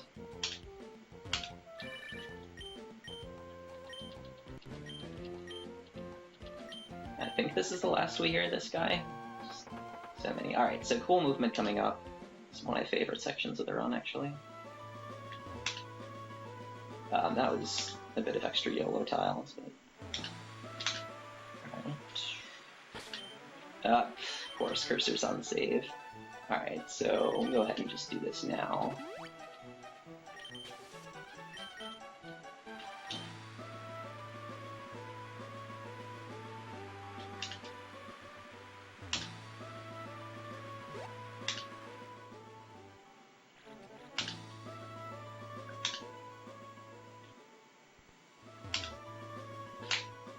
There we go. So a couple of run into bikes, and we've got a couple more.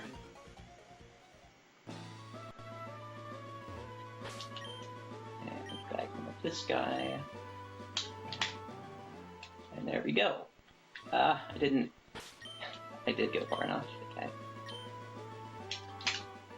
Alright, excellent. I didn't explain the run into bike specifics earlier, but the Mach bike travels at 16 frames for the first tile, and then it accelerates.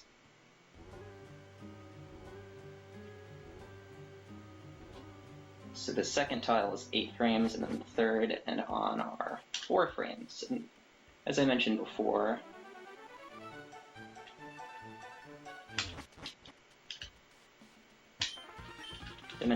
spinners are frozen for 32 frames after you manipulate them. So if you get on the bike fast enough, within 4 frames, because it takes 3 frames to mount the bike.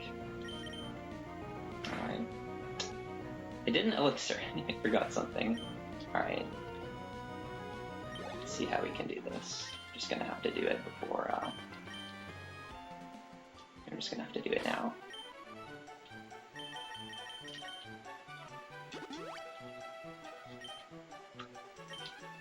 Yeah, if you get on the bike within 4 frames, then it's 4 plus 3 to get on the bike plus 16 plus 8, you've passed by the 31st frame. It's a guaranteed pass.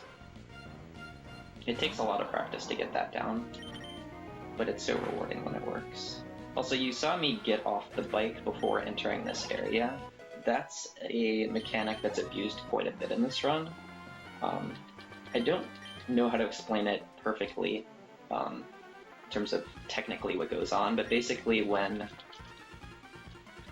the audio transitions from one track to another. There's a bit of lag.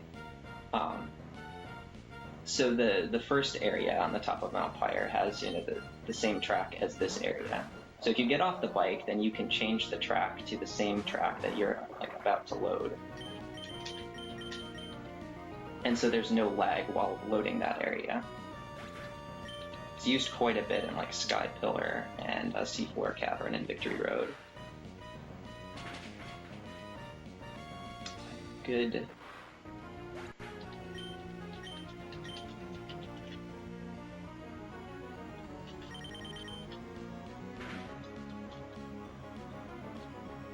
Good special attack on the cast form ensures that Carvana dies.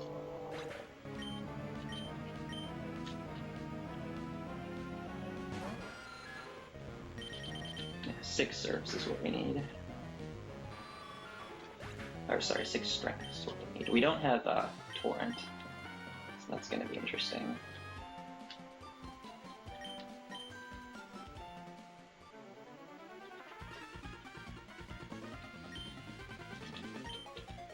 I think we're going to have to do backup strats. How much health am I going to have for that? I'll have to check.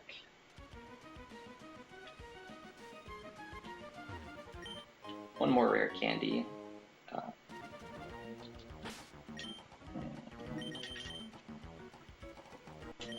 Now we're off to do Magma Hideout.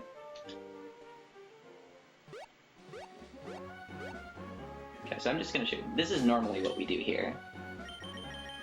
This guy, if I hadn't hit him earlier, he would just bag nap, use the super repel there. Actually faster to do it later if you've somehow already hit him, but... So I really need to get into Torrent here. The goal of the Winona fight, and then the few fights after that, in addition to just not dying and taking out their pokes, is to get Torrent. And since I got really bad luck on that Altaria, I don't have it here.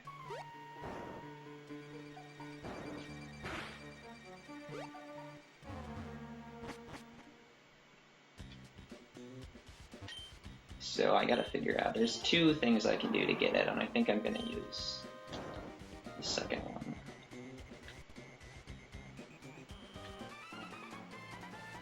Unfortunately, all of these grunts that you fight before Maxi have bad AI, so they can just use moves that do like no damage or non-damage moves.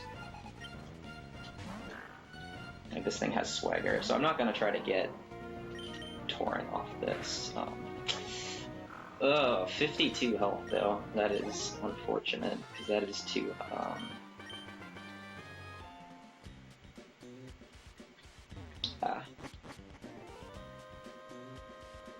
that is too low to do the Swallow strat.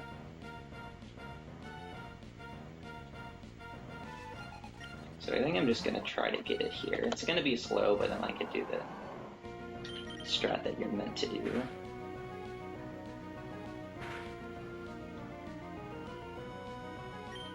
Okay, 41, that is Torrent. And that thing could have used focus energy, or I could have like crit or got the defense drop, but anyway.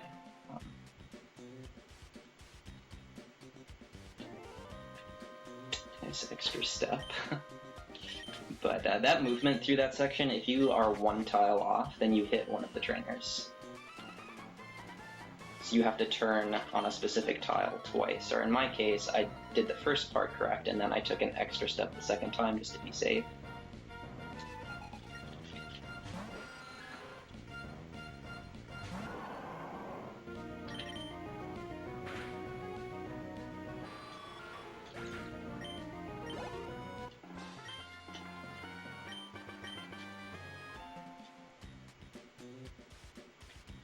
Yeah, the movement here is pretty fun. Mock biking is so rewarding in that if you do it perfectly, you save so much time over like bonking throughout the game, because a bonk not only is wasted time from just bonking into a wall, but you lose your speed. So mock bike goes from 4 frames per tile to 16, and you have to accelerate again. So like each bonk is like a half second. Oh my goodness. I'm used to Gen 2.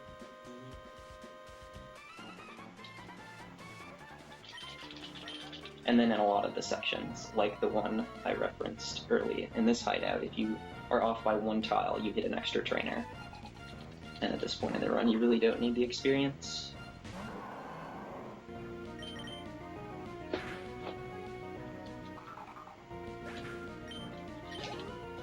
Yeah, this hideout right here is not in Sapphire.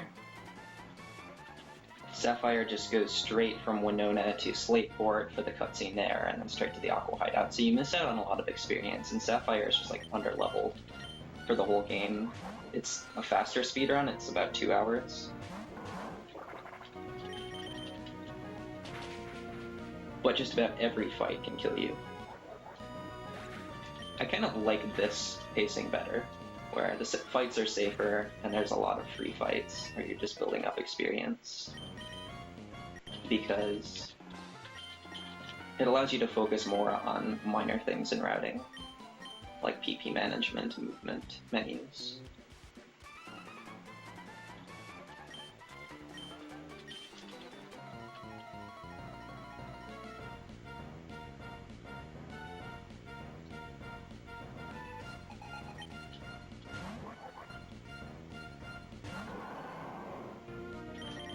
So that's the last strength. We really wanted the strengths for the ball toys and the numals because that's the only move that we have that is neutral effective, so we can save that text.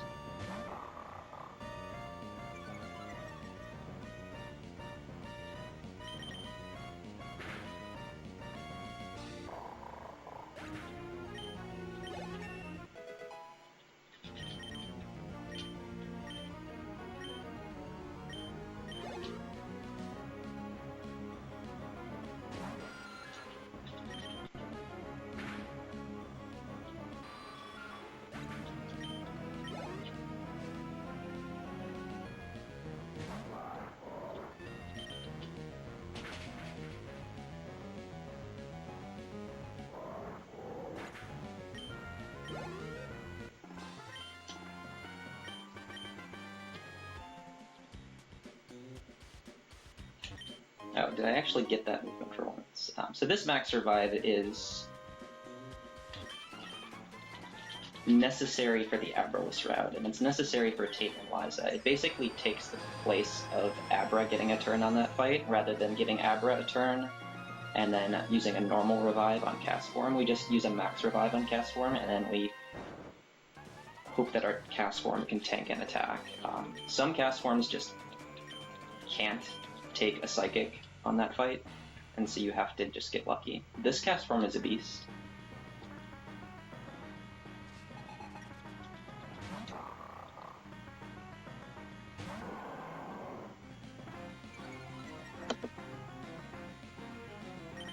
So we should be fine. But more on Tate and Liza later. For this fight, it's such a simple strat, and I love it. Torrent Surf takes out the Mightyena. That thing's got swagger, and don't do it. Alright, it's got swagger and Scary Face. And Scary Face makes you slower than the Camerupt, which has Earthquake. But yeah, Torrent saves a turn here, at least one turn here. And the Crobat, even though it has Confuse Ray, it never uses it when you're below half health, so you get benefits from AI manipulation as well. This is just a delicious fight. If you try to do this fight from full health, it's way harder because you've got to like use a guard spec to block Scary Face. You've got to deal with Swagger. Hope you hit through Confusion. You know, the Camerupt has Amnesia. I mean, I'd have to get off several of them, but it's there we go.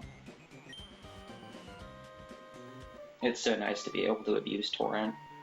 This run got several minutes faster when late game Torrent strats were added to the route. We're going to use Torrent to save quite a bit of time in the Aqua hideout as well, and then we're going to heal and hopefully get it back on Tate and Liza for the rest of Swampurt's battling. Swampert won't be able to do the whole game. We will be switching to the level 70 Rayquaza that we can get for free with a Master Ball. And quite a few tricky fights before then.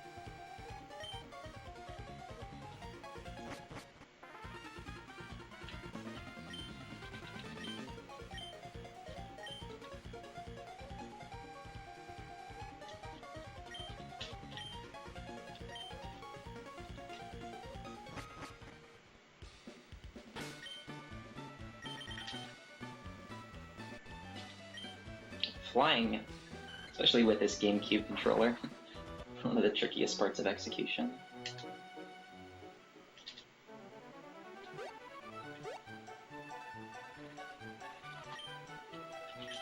And the encounter rate here is extremely low, so we just don't repel, and yeah. I mean, I'll take it. I'll take it. I'll take the time loss in exchange for explaining. It's like 10% to get an encounter there.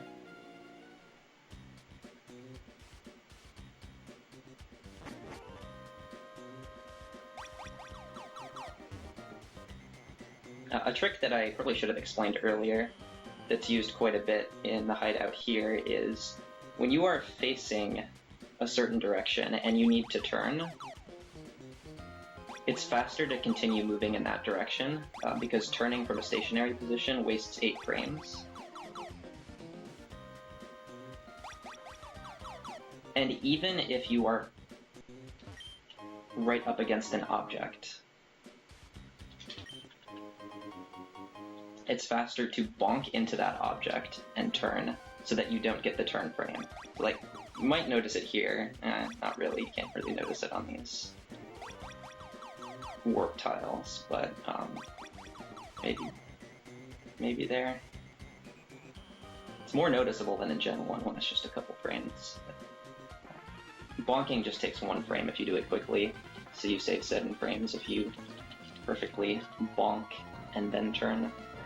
Also, when you're interacting with an object, like an item ball, if you just hold a direction that you're facing to pick it up, and instead of like letting go and mashing A, then you won't get a turn frame after it, so you don't have to worry about bonking. So there's so much cool movement tech in this game. Like when I first picked up this game, I thought, you know, I'm pretty good at Pokemon, pretty good at speedrunning. I got the record in red, and then spent a week practicing biking, and I'm out of strings because I do a different. Okay. You know, then did my first runs and hit like 5 trainers, and I felt like, wow, that was actually decent, but I'm not nearly as good as I thought. It's just, this very much resembles like an actual execution-based speedrun in terms of how much movement. It's tile-based movement, so it's much more knowledge-based as far as, you know, how many frames is a tile, what type of movement do you need to do.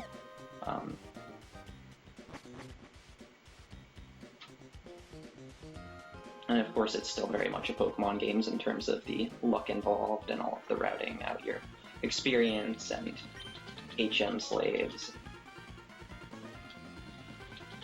So it's a really fun run, but it's also really frustrating because you can play really well and then just get terrible RNG and feel deflated.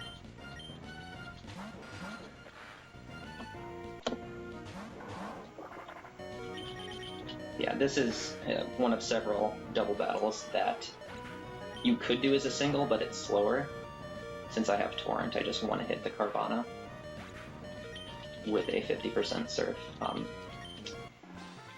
lot of people actually don't know this, but in Gen 3, Surf is just half power when used in double battles. So instead of 95 power, it's essentially 47.5. So having Torrent for these double battles, the double battle in the Magma Hideout, and for the Tate and Liza fight really helps. I'm saying really a lot, but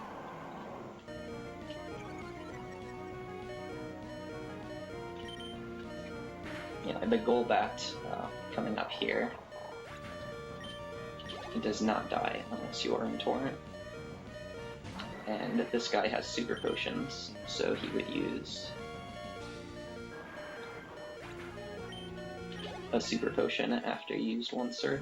You would have to like use an X Special.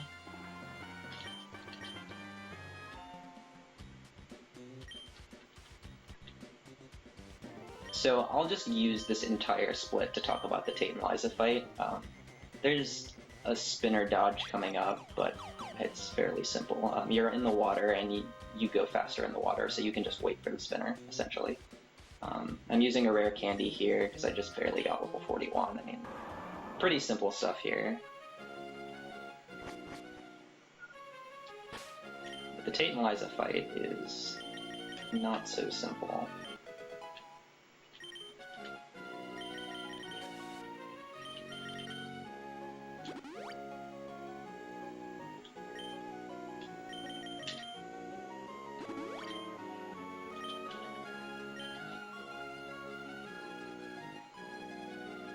She didn't turn fast enough. I'll have to wait for her. Basically, the goal of the Tate and Liza fight is to set up one X Special and get Torrent. If you have bad special attack, one X Special is not enough. Even if you're in Torrent, you're not going to one-hit the Lunatone and the Soul Rock. Okay, Leer here. I am just going to take a bit more damage.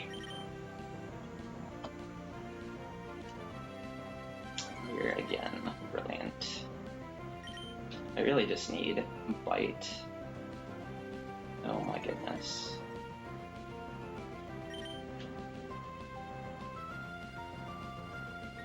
Ow. That's fine.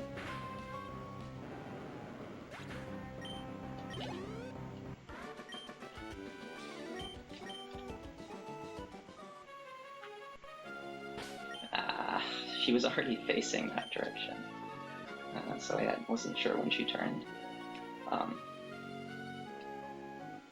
Alright, so TNL. I've got good enough special attack that I just need to be at +1, use one X Special. And then have Torrent. But if I'm at full HP, I can't quite get there. Just get 4 of these.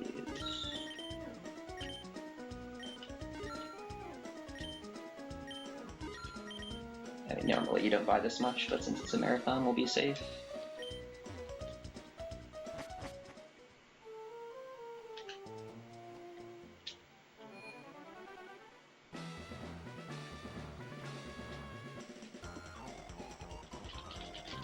The AI for Tate and Liza, they lead a Xatu and a Claydol, by the way, and their AI is to just kill anything on the field that they can kill. If I'm at, 50 HP or 60 HP or more, they can't kill me with Psychic from Xatu, Earthquake from Claydol. None of their moves can kill me, so they're not going to go after Swampert. They're just going to go after Cast Form and Swablu, whichever is on the field, because they can't one-hit those. However, Claydol has priority with Earthquake, so if Earthquake can kill something on the field, it'll always use Earthquake. So I'm going to be taking some damage from Claydol's Earthquake to get into Torrent.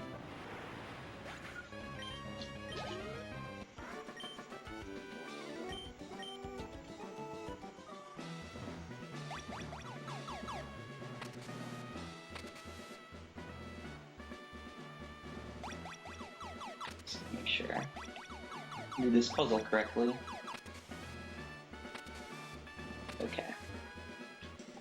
I also need to check some damage ranges. It's very sensitive here.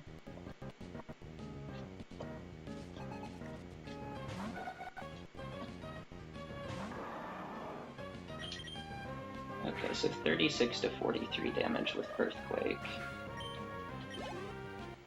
from Claydol.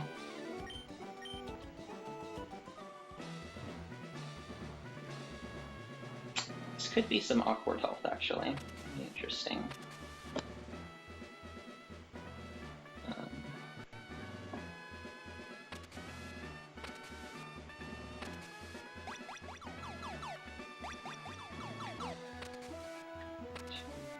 43. Okay.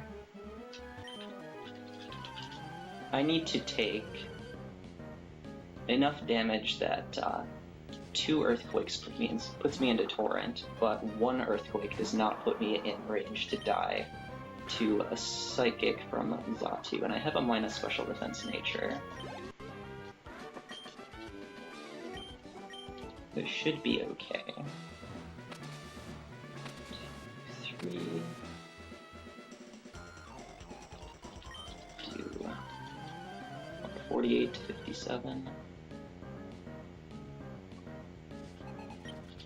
100. Yeah, I'll be fine if I just super normal potion rather. Okay.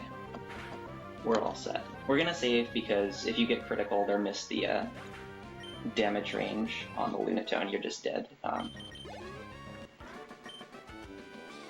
So there is risk in this fight.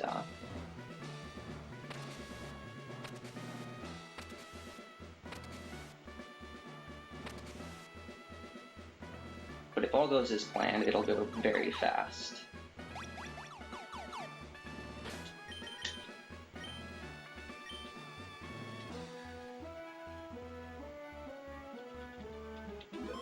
And it's basically a fixed fight.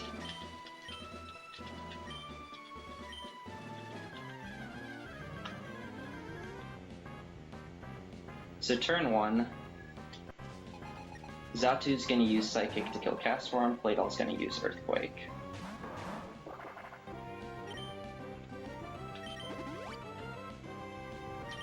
I am going to go ahead and Potion, since Castform can't do anything faster than using it outside of the fight. And how handy that we have a Swablu that blocks Earthquake. And by the way, you can press Start to check your HP. X speed. So now Claydol is going to use either Psychic or Ancient Power, because it's going to try to kill Swablu, of course. Xatu's also going to try to kill Swablu, and you see they're a very coordinated team. I need Castform to tank this move. As long as it doesn't critical, then I will.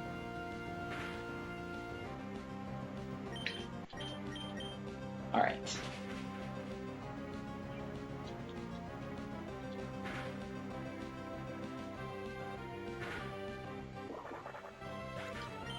And again, always going to use Earthquake if it can kill something on the field. That's our Earthquake. We've got Torrent, now the Xatu will die. Getting level 43 ensures that the Xatu dies, although I got a very high first roll, so it was going to be fine even if I got level 42. And that's the reason that I fought the first 2 trainers in the gym as a single battle instead of as a double battle.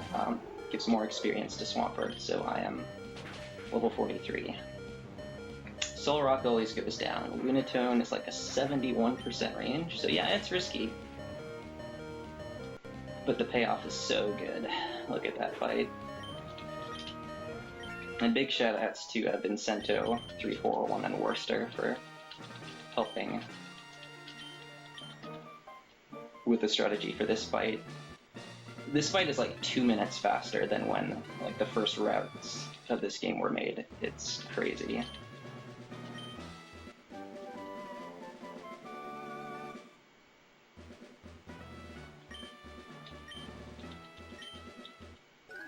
It used to be like, don't try to get Torrent, just catch a bunch of slaves and use their turn to Hyper Potion Swampert and just keep surfing into heal range. And I mean, those fights were perhaps safer, but they were so much slower. And that fight, as long as you don't get some hacks, like a really bad damage range, a critical Ancient Power boost, if the Claydol uses Ancient Power instead of Psychic to try to kill the Swablu.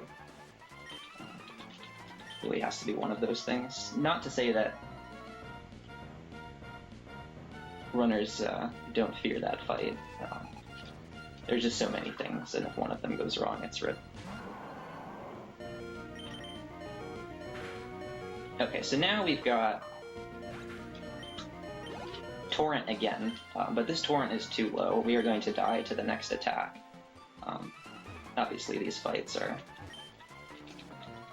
are trivial. I mean, how many magma grunts are there in this run that just have the most pathetic 1 or 2 Pokemon teams? This guy's got a whopping 3. It does give you some time to think, which is nice.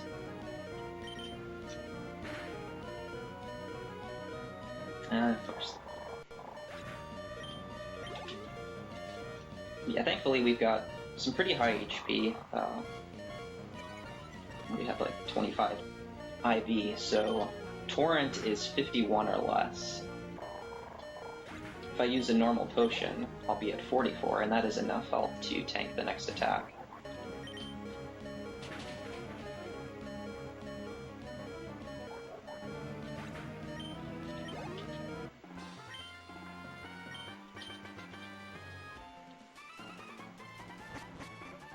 So after we get through these silly fights, we've got to do what we call the true double fight.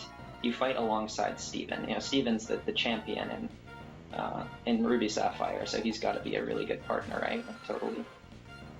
You'll be fine, you're not going to die.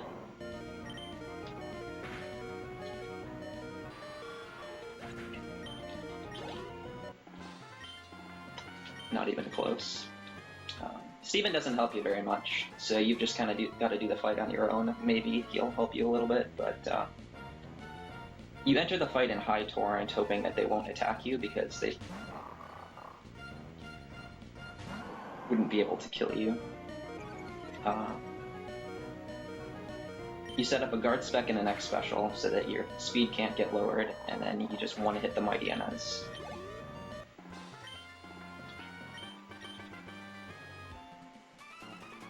And then you just try to serve everything. 24 IV speed isn't quite enough to outspeed the Golbat on the next fight, so there's a chance I could die. I practiced this fight like 10 times leading up to the marathon. I mean, just on emulator. Died like the first 7 times. It's not actually that bad, but it can be really dumb. So I'm gonna save here. If you die, it's pretty slow to get back. Alright, so we bought those potions.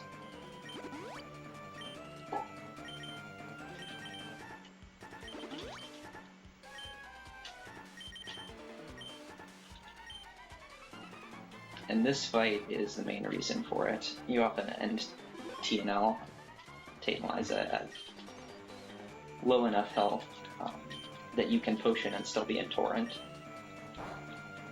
And if this fight goes perfectly, we're going to have really nice health for the Archie fight in Seafloor Cavern, which is right after this, and some boulder puzzles.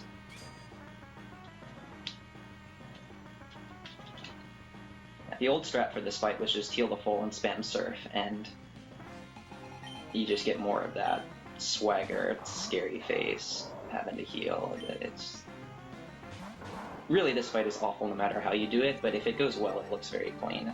So the Mighty Ena is, I believe, 75% to use Scary Face. The Camerupt is likely to use Amnesia. There is a chance they both attack me and then I'm dead. And then there's the Scary Face. Reflect is actually good here because it means I might be able to tank 2 hits. Okay, Amnesia. And should start to check my HP. Good. That doesn't matter. Oh dear. Okay, 29 is fine though. That Reflect is gonna potentially save us here. 29 would normally be dead to the Crobat using Wing Attack, but with the Reflect up, it's not. And then at Mighty Ena, that was actually a decent critical. That's a damage range without. And yeah, we get the levels of 32. And then 75, that's I believe tied with the Golbat. So usually Crobat is just a bro and uses Mean Luck.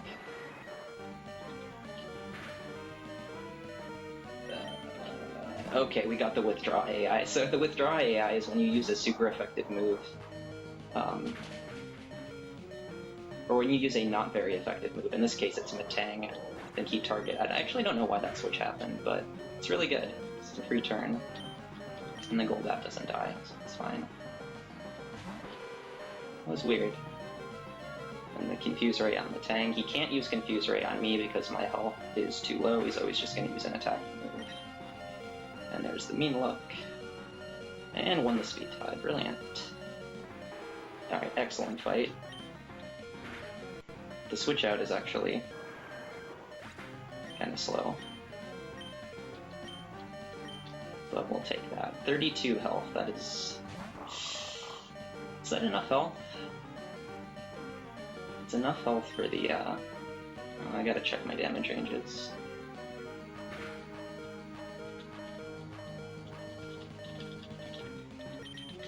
Yeah, pretty nice to be able to hold Torrent for all of that. We didn't die. Okay, so Crobat does 25 to 30 damage with Wing Attack.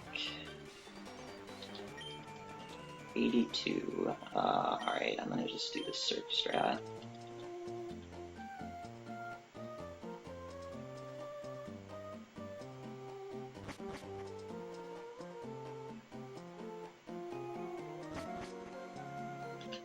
Yeah, hello?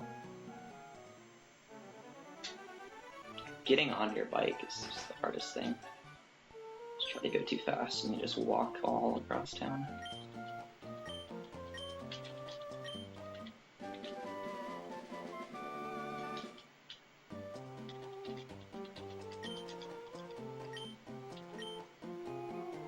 Alright, off to Seafloor Cavern. Dude! And wrong tile. Messing up the easy stuff. Okay. I don't know why I have an extra Super Repel. I actually just can't think of it, but it's fine.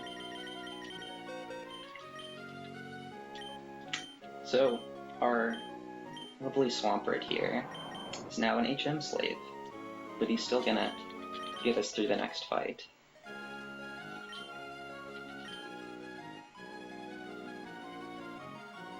But, pretty efficient route to be able to use Swampert to win so many battles as strategically as we do, and at the end he's just an HM slave and we can switch to Rayquaza. I really do love the way this route works out when it does work out, and in this run for the most part it has, so it's been pretty fun, but competing for a top time, there's a lot of frustrating RNG you've got to get through, so it doesn't always show. Alright, so we've got this little spinner here. We're just going to YOLO the second pass on this guy because he's only 1 in 16 to hit us. And then we're going to bonk, get off the bike, and again, we don't have to deal with lag transitioning from the bike music to the Seafloor Cavern music.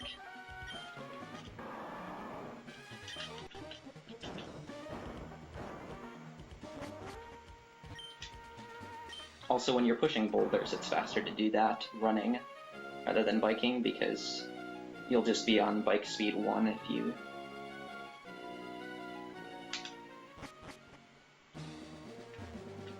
stay on the bike. So like here, rather than going 16 frames every time I move on the bike, I'm just gonna get off.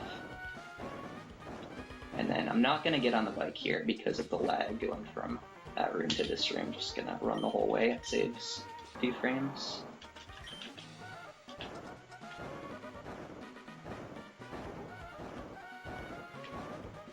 And for some reason they don't let you run in this room.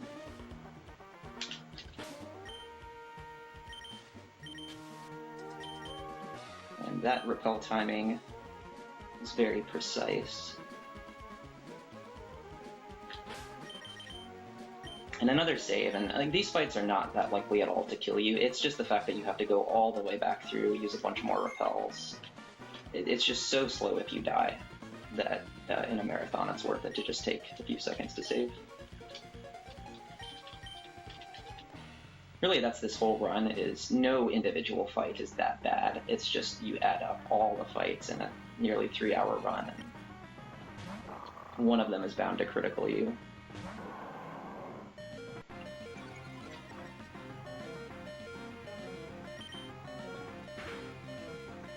So this fight it's one of my favorite AI manipulations.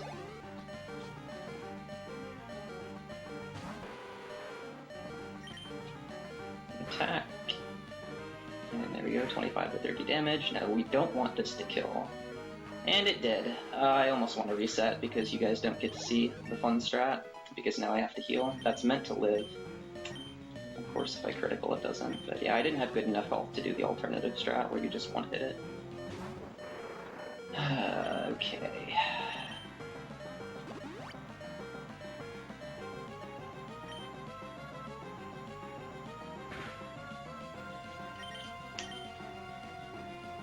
What are you doing, bro?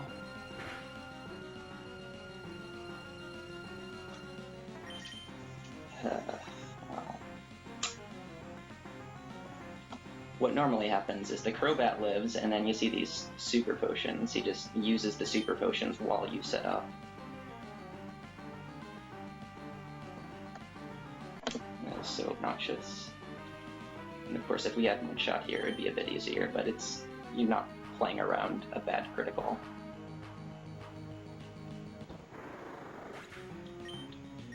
So whatever.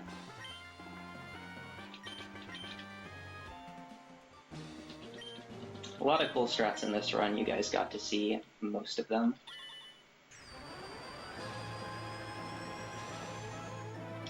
The AI manipulation is just the best. I mean, they're using super potions when they're at like 60% health and they can kill you.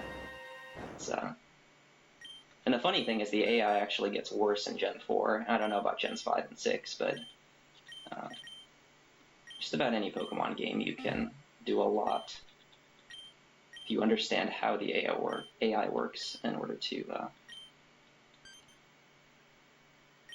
manipulate it for the purpose of a speedrun. Alright, so now we go back to cutscenes.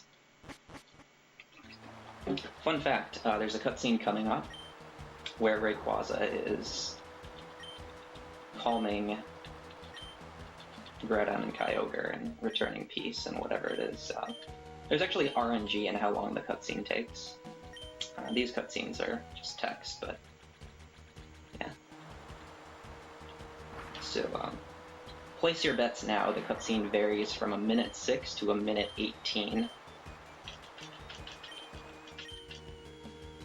But first, some cool movement.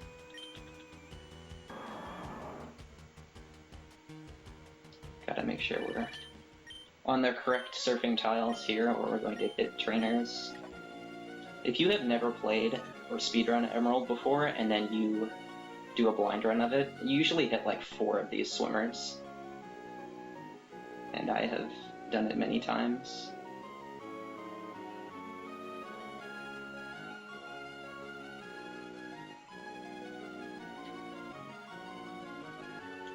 Just outside of that guy's range. Works out really nicely.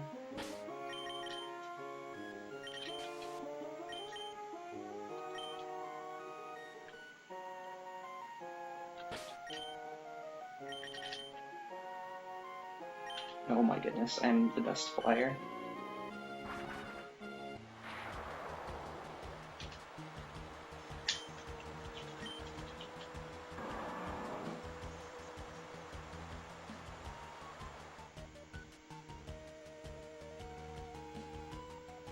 And we did some research on if there's anything in this section that we can use to manipulate the length of the cutscene, and we couldn't figure it out.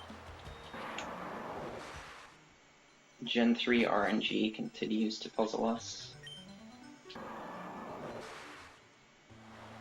Yeah, this is not the cutscene I'm referring to. The cutscene that sets the stage for Rayquaza.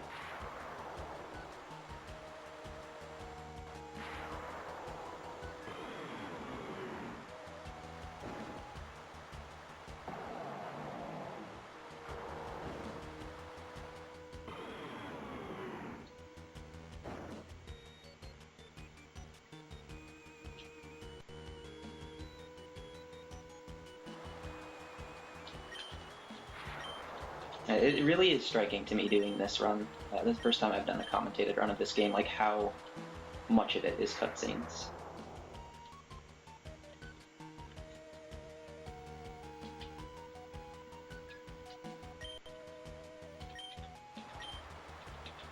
I can only imagine those who have done the Gen 4 or Gen 6 runs especially.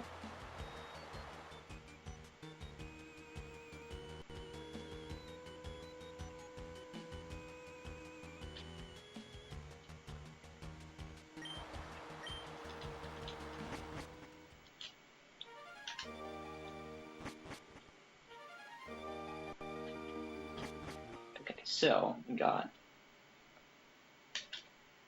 our repel wearing off here. Could have worn off anywhere. There are no encounters in this room, so anywhere in this room. And then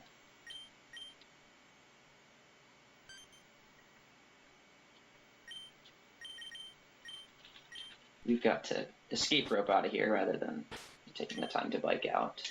So we're just gonna use a repel on the menu. Saves a couple seconds to not have to open it again for this.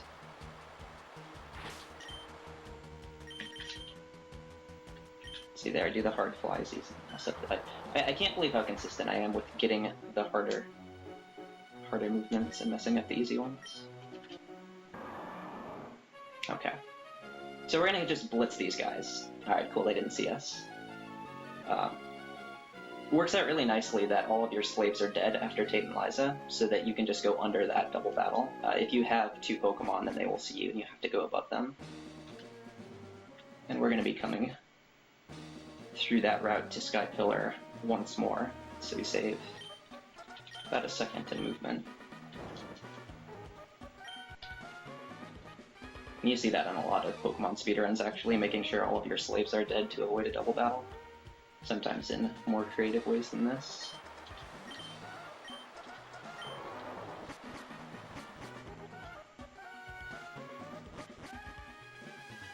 Yeah, Sky Pillar 1, this is pretty easy.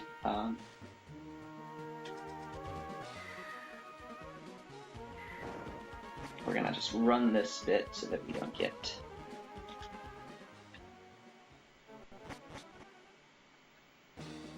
that music lag. I'm gonna do that a bit more the second time we go here. But the second time we go here, the movement is a lot more difficult. It's actually really, really difficult to do perfectly with consistency. Yeah. But you can also lose a lot of time by making, by blocking in the wrong place and falling down. So yeah, here we go. I forgot to say where to start the timer on the cutscene, but it's supposed to be when the screen fades out from Sky Pillar. RNG cutscene, good video game.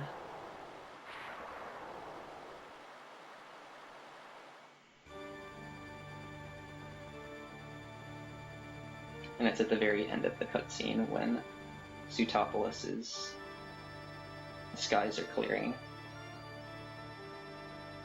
Sometimes it takes 12 seconds for the skies to clear, sometimes it's immediate.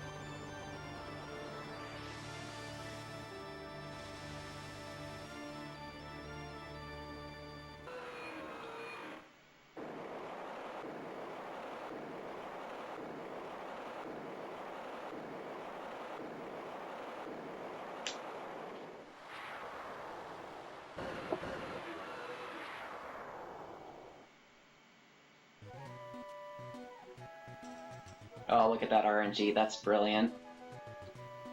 That is amazing. This is the run. Oh, and we did the fly again. Alright, so the way that Sky Pillar 2 works is if you fall, then it manipulates the Rayquaza into being good. If you don't know, ask the Tyrant14. Be sure he's in chat.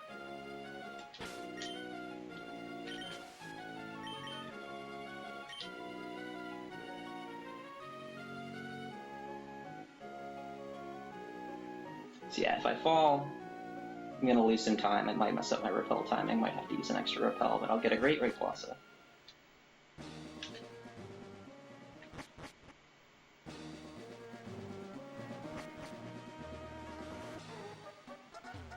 Ah. Nice 4.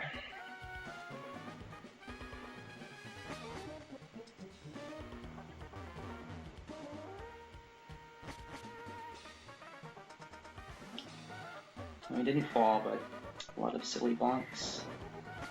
Let's see if we can do this neat little movement.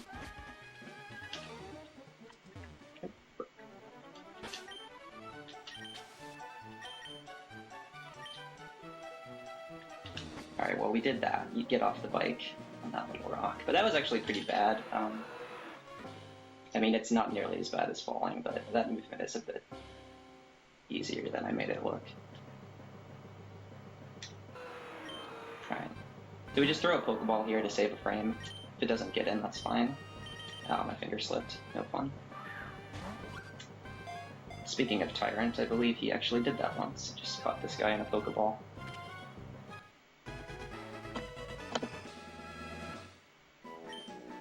But yeah, level 70 Rayquaza is a lot better than a level 46 Swampert. That doesn't need too much more explanation.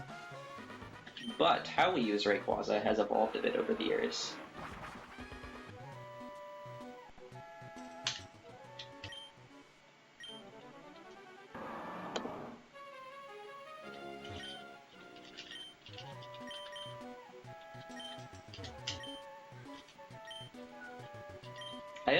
I've shit on Tyrant so much in this run, haven't I?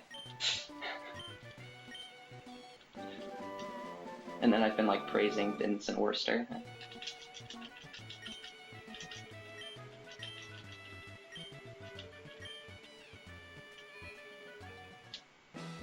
Oh, and we can't fall here either. It's like 5 minutes if we fall here.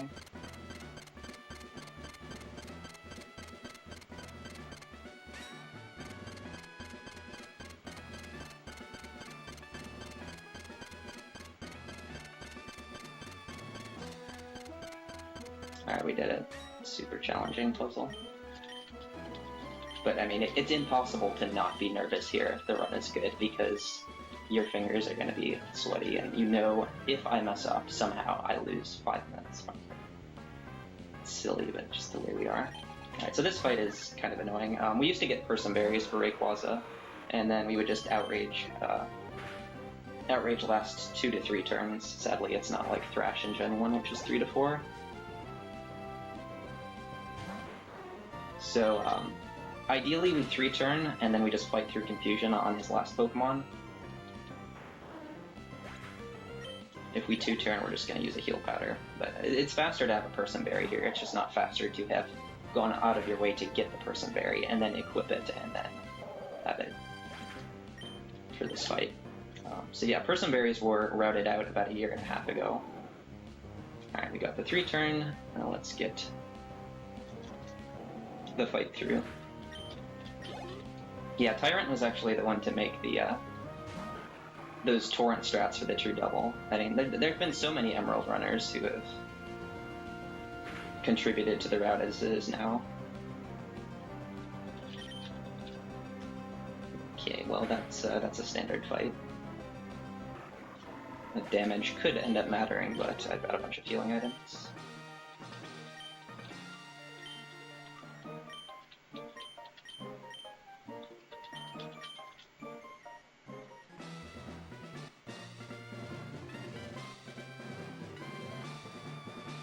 Yeah, the Auras puzzle, I've never done it, but I've seen runners, and it's like, yeah, that's...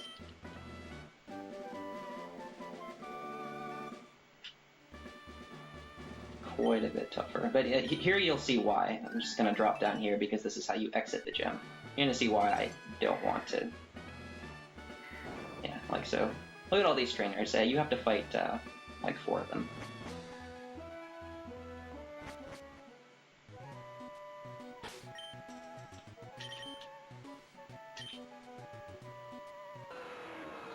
Now we're on the home stretch. There's one more difficult piece of execution, and then the rest is pretty straightforward. Rayquaza is a beast. But the main strat difference in how we use Rayquaza is, we used to get Person Berries and then just Outrage everything. Outrage is 90 power stab. Rayquaza's got base 150 special attack. I mean, it's pretty good. But it's just too slow with getting confused and having to use Person Berries in every single fight. So what we do instead is teach it a weaker but faster stab move, Aerial Ace. 20 PP on Aerial Ace is really nice. You don't have to use a PP item like we did with the old route. backfield route would need to use an Elixir or Max Ether for Outrages.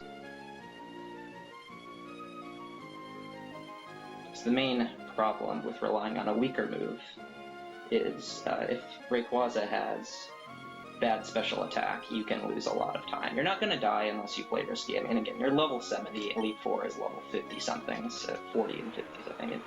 It's completely free if you play safe, but you can do some really fast strats with good attack.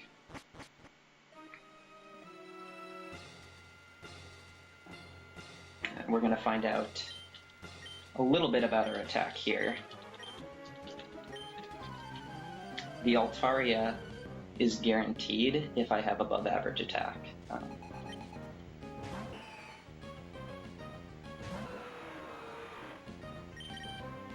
So if I get this, it makes it more likely that I have good attack. If I miss it, and we have a... oh dear. We have oh dear. That wasn't even close. Well, buckle up. And once again, blame Tyrant, because he started the trend of not falling in Sky Pillar equaling bad Rayquaza, and vice versa. But that's, we could be seeing a legendary sub-200 attack Rayquaza right here. Rayquaza's attack ranges from like 196 to like 265, or like 263 or something at level 71. We are on the very lowest end of that. We can make up for it a little bit if we have good other stats, but I mean it's really about the attack. And this is a case where it would have been faster to just get the Person Berries and go with Outrage. But what can you do? You just don't know until you get there.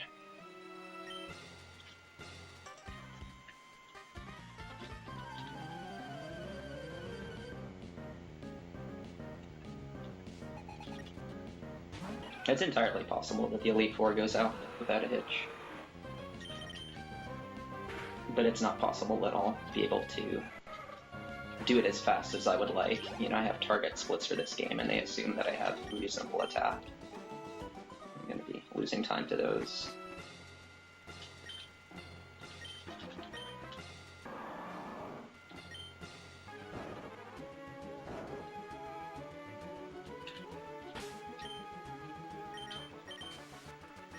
I don't know why I have that super repel. Like, I cannot remember why I have that. I think I just forgot to repel once. And I got lucky.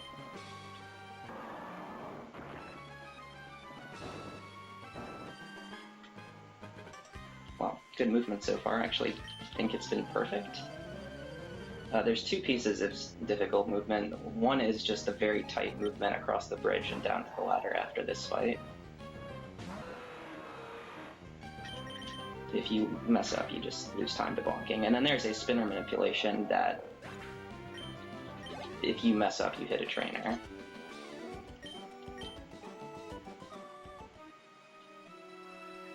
Oh no! Oh my goodness, we actually got the hard part of that movement, and then we just went downhill from there. Yeah, movement in the dark here, it's not as hard as you would think, but it's really hard to do, like, perfectly. I don't like it.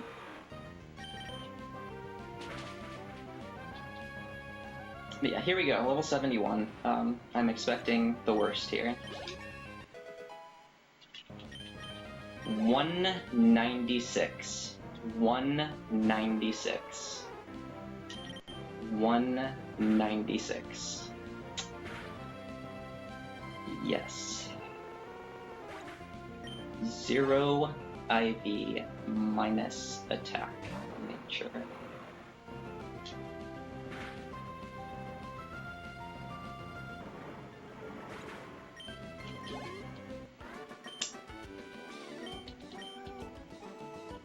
Alright. Movement. Focus.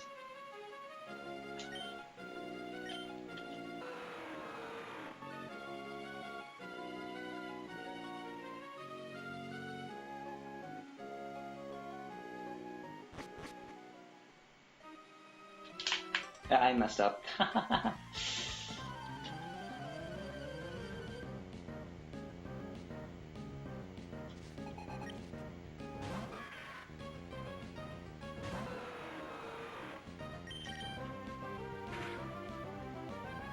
That movement isn't hard, but it is tense.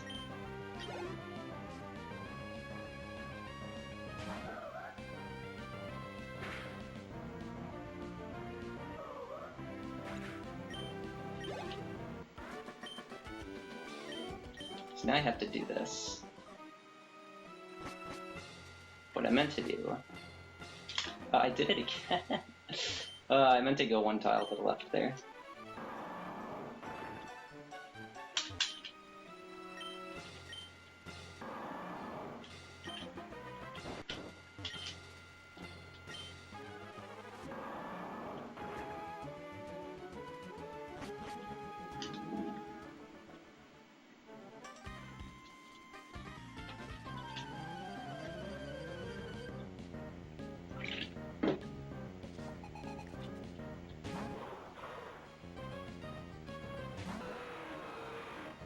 Yeah, the issue with that movement is if you go too far to the left, then you hit a double battle. If you go too far to the right, you hit the single. So if you're gonna mess it up, you should mess it up like that. But it's really not that hard. It's just a really tense part of the run.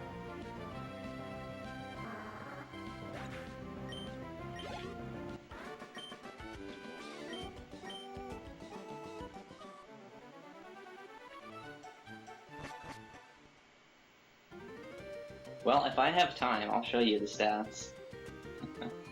Alright, we don't need full restores because our Rayquaza is so amazing. We also already bought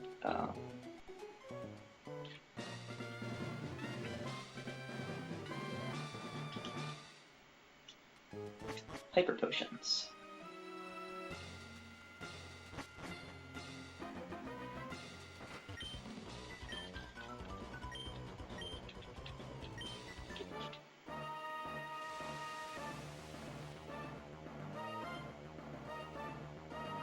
The main fight where my bad attack is going to hurt this champion.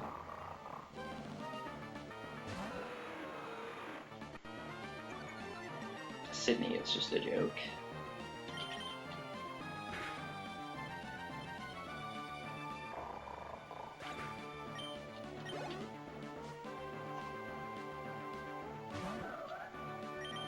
Nice thing about a special attack not being hindered is this is very likely to die. If it doesn't, it can sometimes use it for restoring.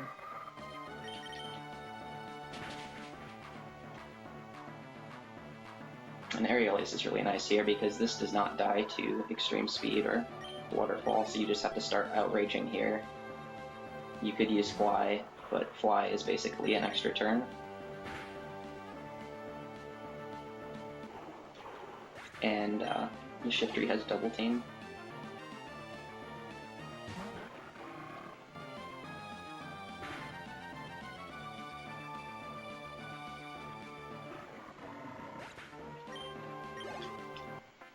You don't even get level 72. We are going to get level 74 at the end, because I'm bad.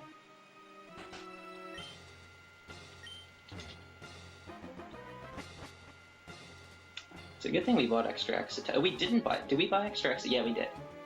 We bought extra X attacks and lost deep. See, normally you don't buy as much stuff as I do. You can just get by with the X attacks you buy in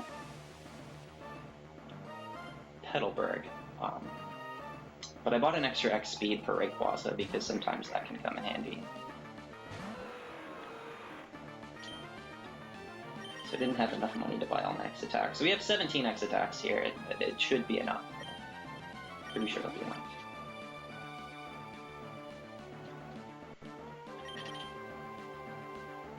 I meant to use Waterfall there. The troll. The troll. Might have to use a few flies. Using a lot more PP than we normally do. And normally this fight is 1 X attack with With bad attack, it's 2. You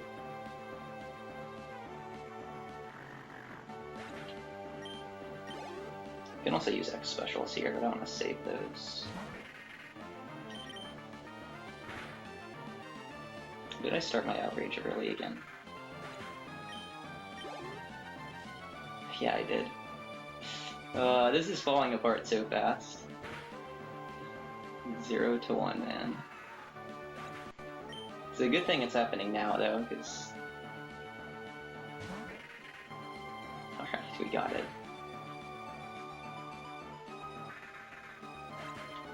Of all the Pokemon to be able to take it, Rayquaza is pretty decent.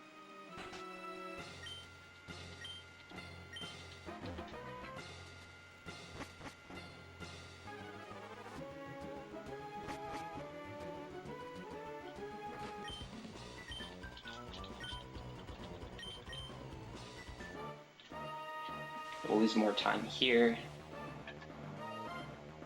1 X attack is not enough to take out the Celios and the Glalie, so I actually need to use 2. And then 2 X attacks is not enough to take out the Walrein, so I need to use Fly, and that is, again, it's about an extra turn, and if I miss Fly, it kills me.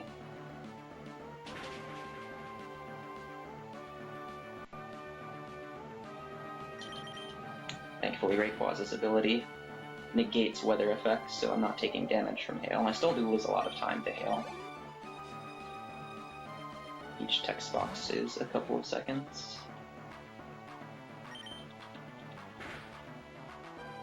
I am 25.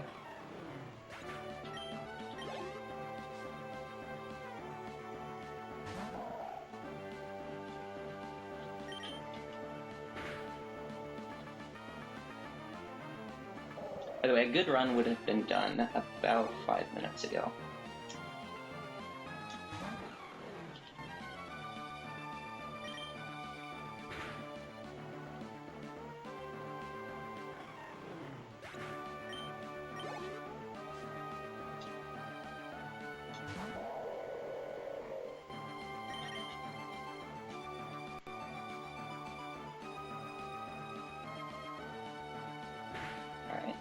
And this does die, right?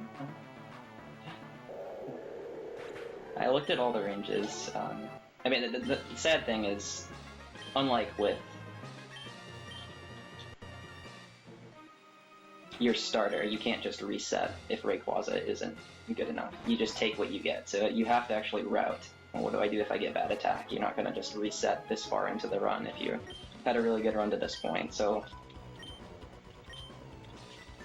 I'm pretty sure I won't be surprised here, but the champion fight could just be... I could die. I will be using old champion strats, essentially, where I died 5 times on world record pace a couple years ago. So that's fun.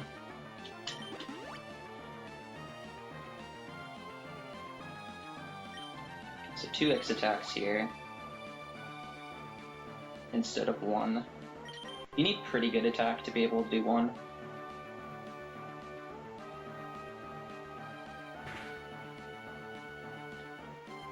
But it's nice because the Sheldon can use Rock Tomb, and then you're slower than a few folks on this fight that have dragon moves.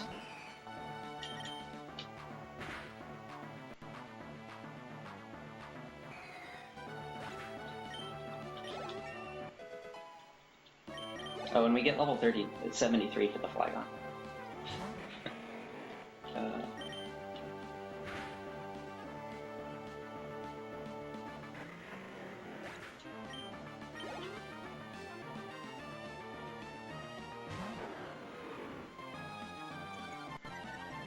Jack, it wouldn't be worth it to save at Rayquaza, because only the very worst of Rayquazas lose you significant time, and only the very best of Rayquazas save you significant time. So most Rayquazas are just going to be in that reasonable middle ground.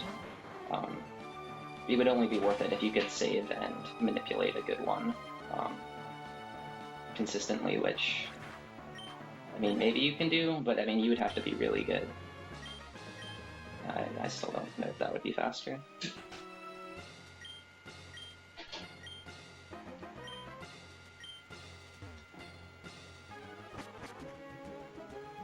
it's certainly a lot more fun, because it's really fast. Like, this champion fight is like 30 seconds faster. The rest of the fights are not too bad, but the champion fight... If you don't get a good turn 1...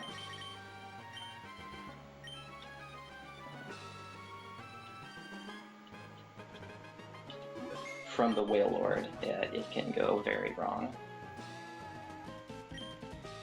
And it's so annoying too. You've got a level 73 Rayquaza, and I've died on this fight so many times. I mean, the problem is that the Whale Lord has Blizzard. Rayquaza's one major weakness is the 4 times to Ice.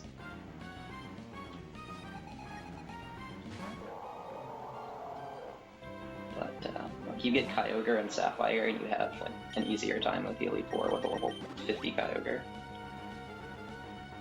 Alright, so that's where it begins. So now he's just going to use Blizzard every turn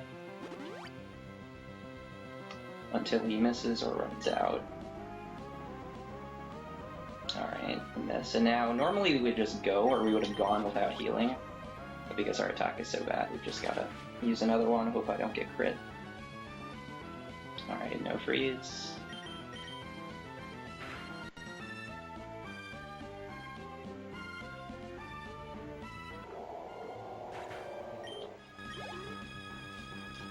The standard strat is just to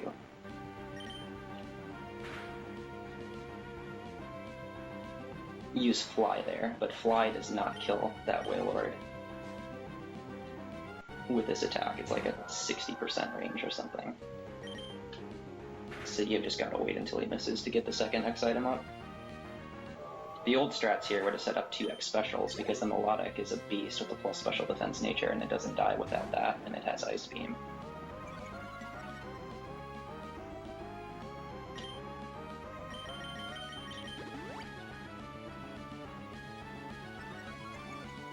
Alright, so we have good speed. And this is nice because Gyarados would kill us with Hyper Beam from here.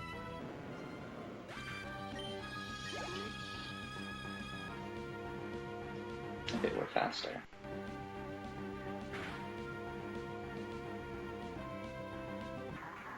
I don't actually know when time is supposed to be now with the RTA timing, so yeah, I don't know. We gotta get through this first. What's that? Do you want post-champion or after the entire show? I mean, it should be at, like, Hall of Fame, right? Yeah, we'll do Hall of Fame, that sounds good. Okay. This is terrible luck, by the way. So I don't have enough aerial aces. Still confused.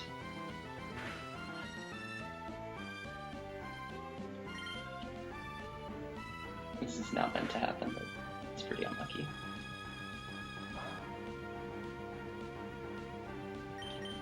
One outrage. We did it. Oh, what an awful end. But most of this run was pretty fun.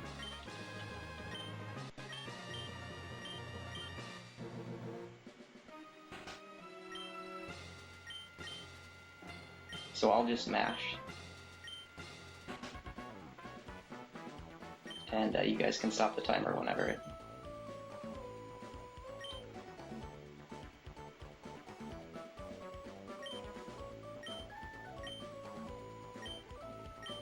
Yeah, if you have the Aerial Ace PP there, you can just use an X attack.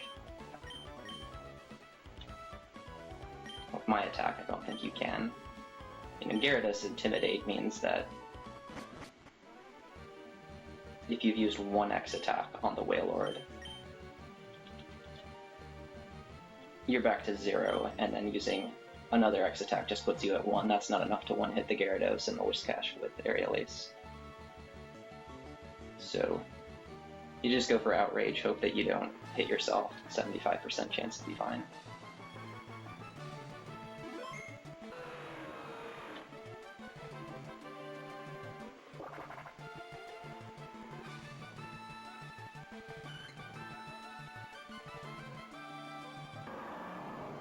this in-game time is going to be lower than it should be, but record for this game is free. 235. 235 with a lot of mistakes and a terrible Rayquaza.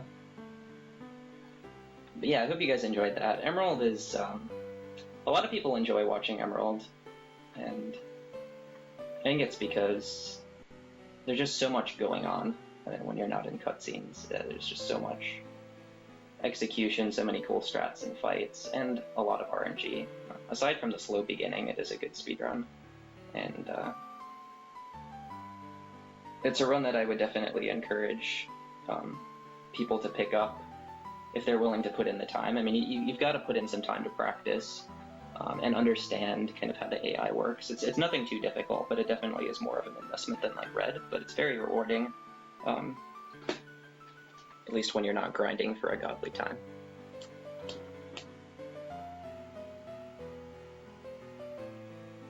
Fades, are we gonna watch the rest of the credits, or should I just sign off now?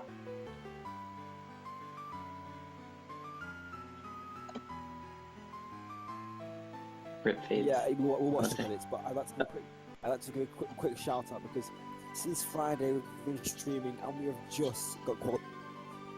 Oh, really? Yeah, but thanks a bunch for the run, man. It was really good. Yeah, thank you guys. If you want, you can always mute your mic and just watch the credits play out. Yeah. I can start it. Yeah. Right. Sure, I'll do that. See you guys in a minute with Pokemon Yellow.